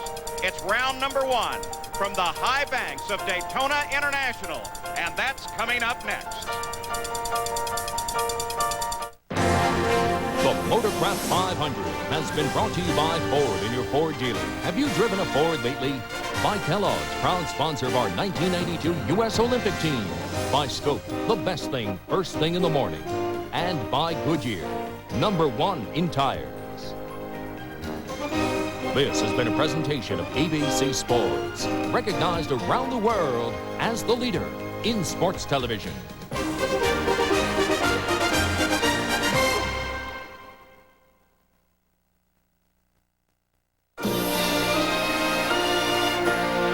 Promotional fee has been paid to ABC by United Airlines. Come fly the friendly skies. On your mark, get set, clean. Tuesday, spring cleaning. Hot dog. Gets Danny some dirty looks. Ready for inspection, oh Prince of Tidiness. Full house. Dan, anyone can do what you do. Do you think you can do what I do? Al takes over tool time. I would like to get something off my chest. That tie? Home improvement, Tuesday. There is a gasoline that is clearly advanced. A gasoline that will give you the highest level of engine cleaning for high performance. A gasoline formulated for lower pollution and cleaner air. Who has this gasoline? You know who. Phase 4 gasoline from Exxon. For high performance and cleaner air. Little Joe wants to get you rolling fast. No waiting. You can ride today. Remember, financing is not a problem with Little Joe. Use your tax refund or let Little Joe work out an easy money plan for you. Trade-ins accepted, paid or not. If you're looking for a late model car, check out the selection, the service department, and the easy financing at Little Joe's. Just look for the sign. I'd give them away, but my wife won't let me. Watch the Lotto drawing Wednesday during 13 News at 11. The following is a special presentation of ABC Sports.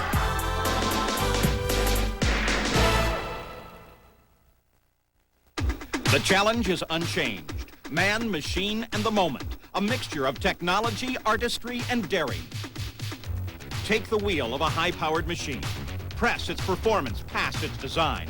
Recognize, then almost ignore the dangers. Fight, win races, then championships. Then meet the best from all forms of the craft, matched in equal cars, in the four-part series that is the International Race of Champions. A pinnacle meeting of 12 of the best in racing. Like road racer Geoff Brabham from the IMSA Camel GT Series, a 39-year-old native Australian.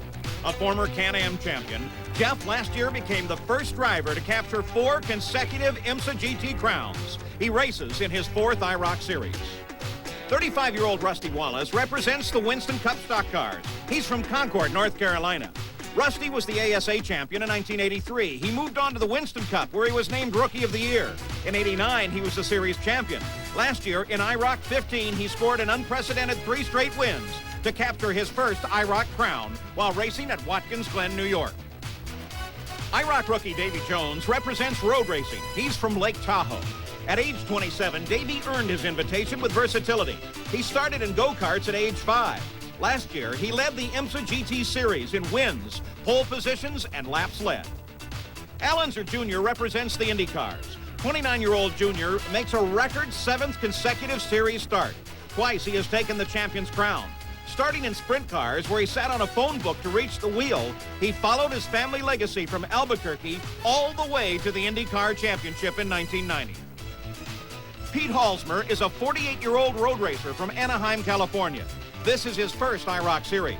A Vietnam veteran, Pete is a longtime racer in Formula Ford, Super V, IndyCar, and IMSA GT competition. Last year, he captured his 2nd IMSA GTO championship. 31-year-old Scott Pruitt from Roseville, California, is in his 5th IROC Series. His first invitations came from 2 championships in IMSA GTO. In '87, he was the Trans Am champion. Now he races Indy cars. Last year, he won the IROC at Daytona. Stock car driver Dale Earnhardt from Mooresville, North Carolina. He's in his 8th series appearance. Dale took the Winston Cup rookie honors and the championship in consecutive years.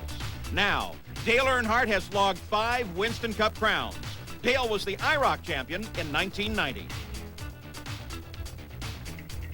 Floridian Hurley Haywood represents road racing in his 3rd IROC Series. A veteran sports car competitor, he has twice won at both Le Mans and Sebring. A former 2-time GT champion, he is the IMSA Series reigning supercar champion. A record 5 times he's won the 24 Hours of Daytona. Davey Allison of Hueytown, Alabama, is a stock car driver just like his father, Bobby. The elder Allison was an IROC champion. Davey is a rookie.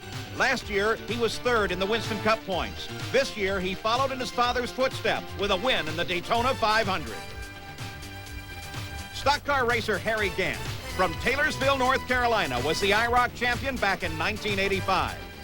Last year, he courted national affection by winning 4 straight Winston Cup races at age 51.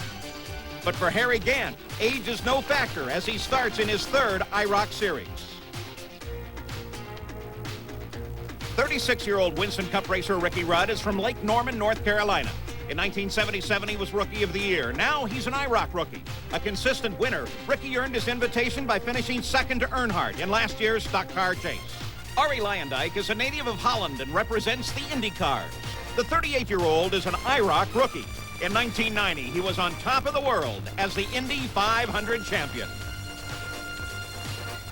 12 of the best racing has to offer in equally prepared cars.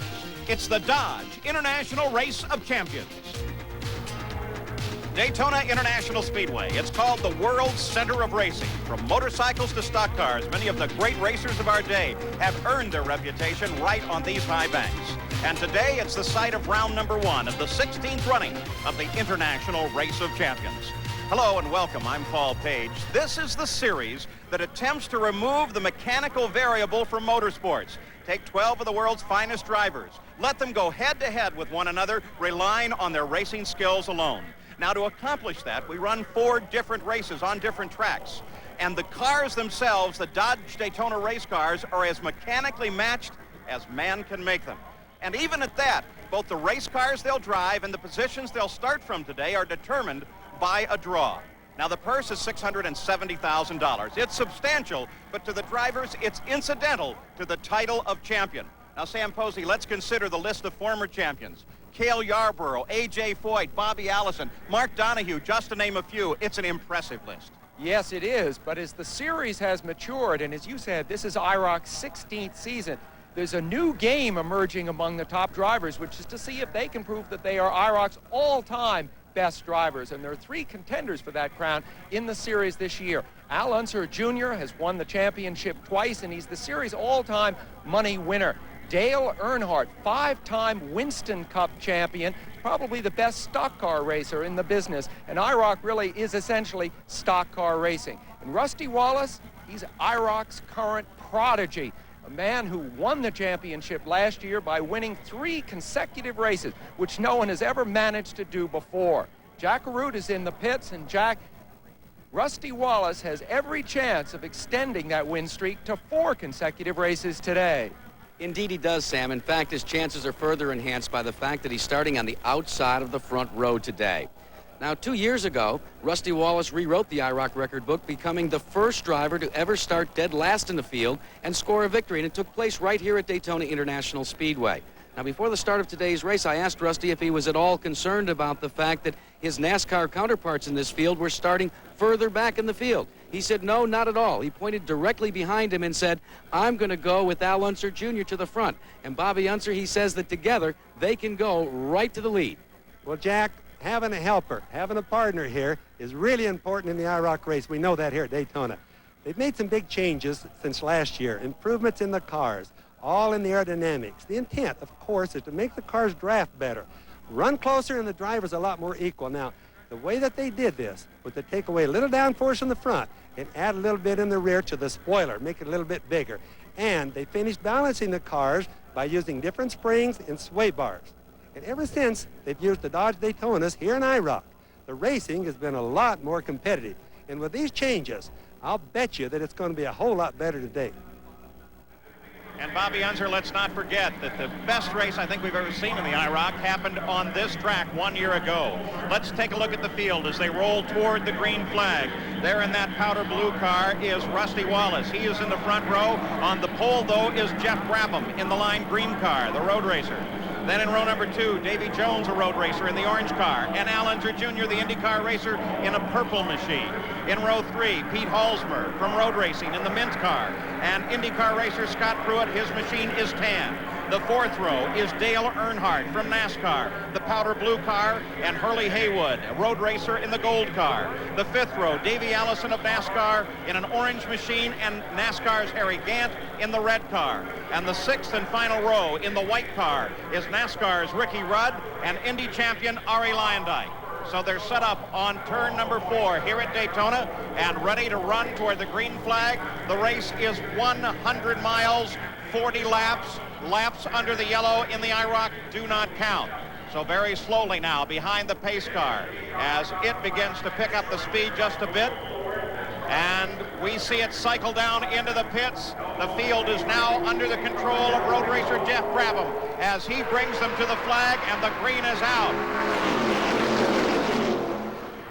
The 16th running of the International Race of Champions is underway with Rusty Wallace, with a little help from Al Unser Jr., pulls out in front. That's a difference in experience, Paul. You can see that little Al teamed up with Rusty, immediately leaving Geoff Brabham to fall back further. Geoff Brabham drops back to third. Dale Earnhardt comes up using the low groove, and he's got a couple of friends running with him down on the low side, including Ricky Rudd in that white car, and Davey Allison in the center of the low run in the orange machine. Remember, Rusty Wallace, leading now, is bidding for his 4th consecutive IROC win. And look at Earnhardt as Earnhardt comes down under Al Unser Jr., hooks up with Rusty Wallace. He's, of course, getting a great benefit from Davey Allison just behind him, and Earnhardt comes from back in the center of the field and moves into the lead. You can watch how the different guys team up, Paul. Some of them chose to go with Dale Earnhardt. Some of them chose to go with Rusty Wallace. They're switching back and forth. They really don't care who they team up with as long as they get there. Boy, look at that. Whoa, over the track. He had that thing totally lost That for was a second Rusty there. Wallace. He almost lost it right there. That shows that you can get him sideways and still save him, because he was sure sideways for a while. Rusty Wallace with Scott Pruitt just behind him, but from 7th to 1st for Dale Earnhardt in a single lap. And right behind him, Paul, Davey Allison. You see him in the orange car on the right of the screen. Remember that Davey Allison is only driving his 3rd lap ever in IROC competition. He's right up bidding for the lead. The view here from the front of Scott Pruitt's car up to Rusty Wallace. And the question that we will be asking ourselves throughout the day is who will team up with who? Because if you just saw, that's the key to it. And it's the key again, as now Ricky Rudd helps Davey Allison come down and work the low groove alongside Earnhardt, and Earnhardt drops back to 3rd. Rudd, too, is an IROC rookie, having his first race ever in this form of competition. It just shows you when you're an experienced stock car racer, it means you can get right into IROC and perform very well. Yeah, these guys run here every week, like you were just saying, Sam, or not every week, but they test here a lot. They run a lot of races here. They really know what to do for all of the aerodynamic, all the drafting, and they go right for it.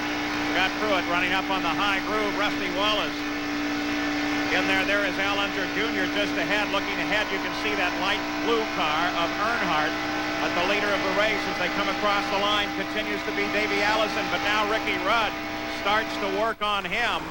And Allison is out there alone as Ricky Rudd comes to the high side with Earnhardt, Al Unser Jr., and Rusty Wallace behind him. With just an hour to go before the race, Davey Allison seemed to be taking it so casually. He couldn't find his suit, didn't seem to really care, but it's obvious now that he's focused on this, he's ready to go.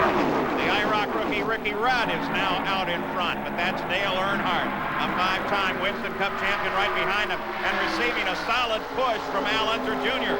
And those two, who seem to respect one another greatly, have teamed up, at least for the time being, dropping Rudd back to 3rd. Teamwork is critical to victory on the high banks of Daytona. Right now, it's stock car champion Dale Earnhardt out in front of IndyCar driver Al Unser Jr.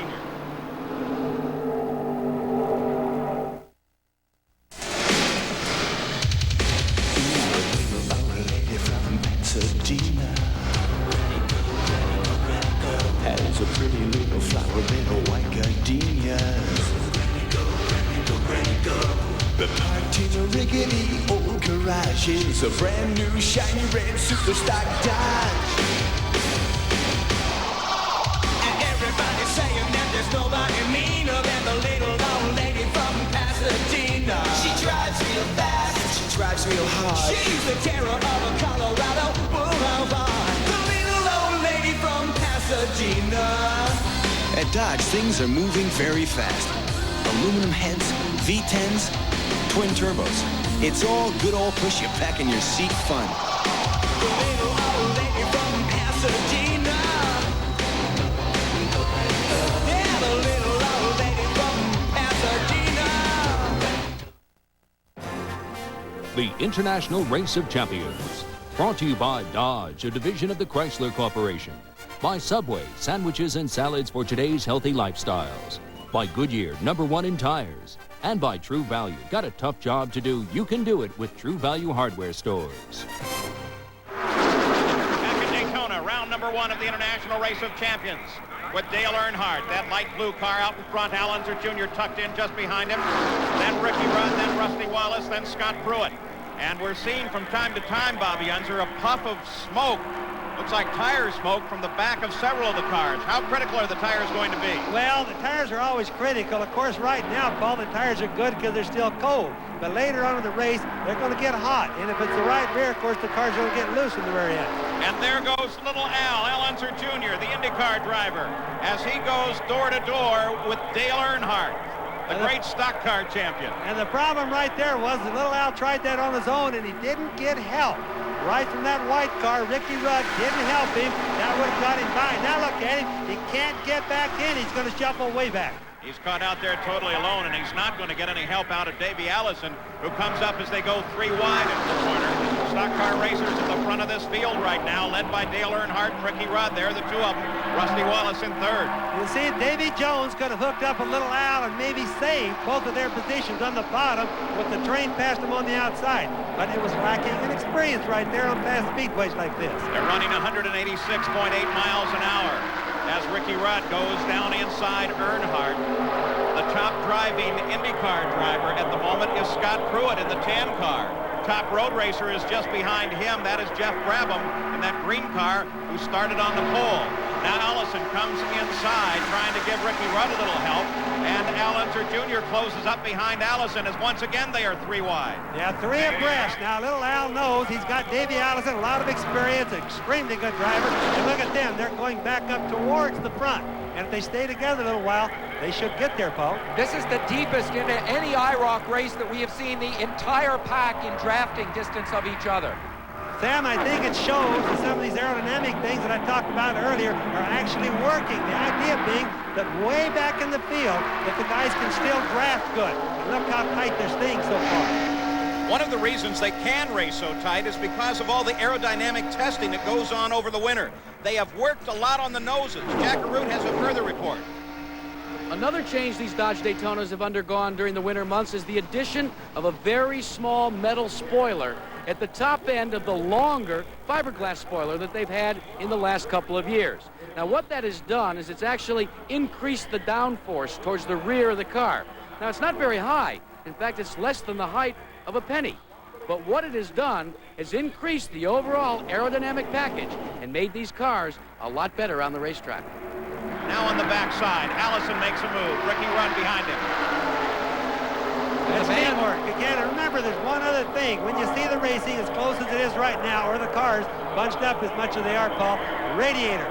They're going to start getting a little bit hotter later on, and this will be a difference. Occasionally, we'll have to see the guys come off to the side or back off with the car ahead of them, just enough to cool the engine down a little bit. Finishing the 11th lap, there have been 7 lead changes thus far in the run. And here's another as Ricky Rudd comes to the front of the field and tries to straddle the middle row. Look at little Al just shift right to the left and take his gamble with the certain guys over there. Hanging out in the garages before the race, and saw the drivers trying to make deals with each other, informal deals, but trying to get the confidence of other drivers so that they could race with them when the race began. Well, with the confidence growing among the drivers in this, the first race of IROC 16, positions are changing rapidly. Ricky Rudd is out in front of Dale Earnhardt. IndyCar driver Al Unser Jr. runs in third. It's Saturday morning out in the garage. Time to tune up the car for a little spin at about 200 miles per hour. This is the International Race of Champions, and these are master mechanic tools from True Value hardware stores, because around here, performance really counts. And these guys need tools they can count on. So do you. So get master mechanic tools from participating True Value hardware stores and home centers. After my heart attack, my doctor prescribed a regimen of exercise, eating right, and Therapy Bear enteric aspirin. Enteric means it's safety coated so it doesn't dissolve till it's past your stomach. Therapy Bear enteric aspirin. Now, when life turns up the heat. Hello? Yeah, hi. I'm Jeff Green. Can't wait to meet you. There's Degree antiperspirant. Degree's body heat activated to release extra protection. 1 more minute. Okay. Every time your body heat rises, Degree turns on that extra protection. So when you really need it, Degree keeps you fresher, drier. Jeff? Hi. Hi. Degree, your body heat turns it on. Introducing the sprayable sealer Permatex Forma-Seal Leak Repair. It stops leaks, but it doesn't stop there. You can use it 1,001 different ways because it forms a durable rubber shield that stays flexible and won't shrink. Get the leak stopper, new Permatex Forma-Seal. Today, performance cars come in a variety of designs, sizes, and even prices. So do Goodyear Eagles, the world's most successful line of performance tires. There are all-season Goodyear Eagles, new ultra-performance Goodyear Eagles. There are Goodyear Eagles for the classic and for the contemporary. No matter what performance car you own, there's a Goodyear Eagle priced for you. It's another reason we say the best tires in the world have Goodyear written all over them. Back at Daytona, they continue the fight for the lead, as this time it is Dale Earnhardt that forges ahead, and he gets a bit of help from Unser Jr. Rusty Wallace now works the low groove and begins working on Little Al. And you notice as Dale passed Little Al, he pulled right down in the lower groove, left Little Al out high, and Little Al almost lost it by the guys, Rusty Wallace, right behind him, Paul. The drafting is so important here, and how the guys make the decision. Now, Little Al pulling off the left,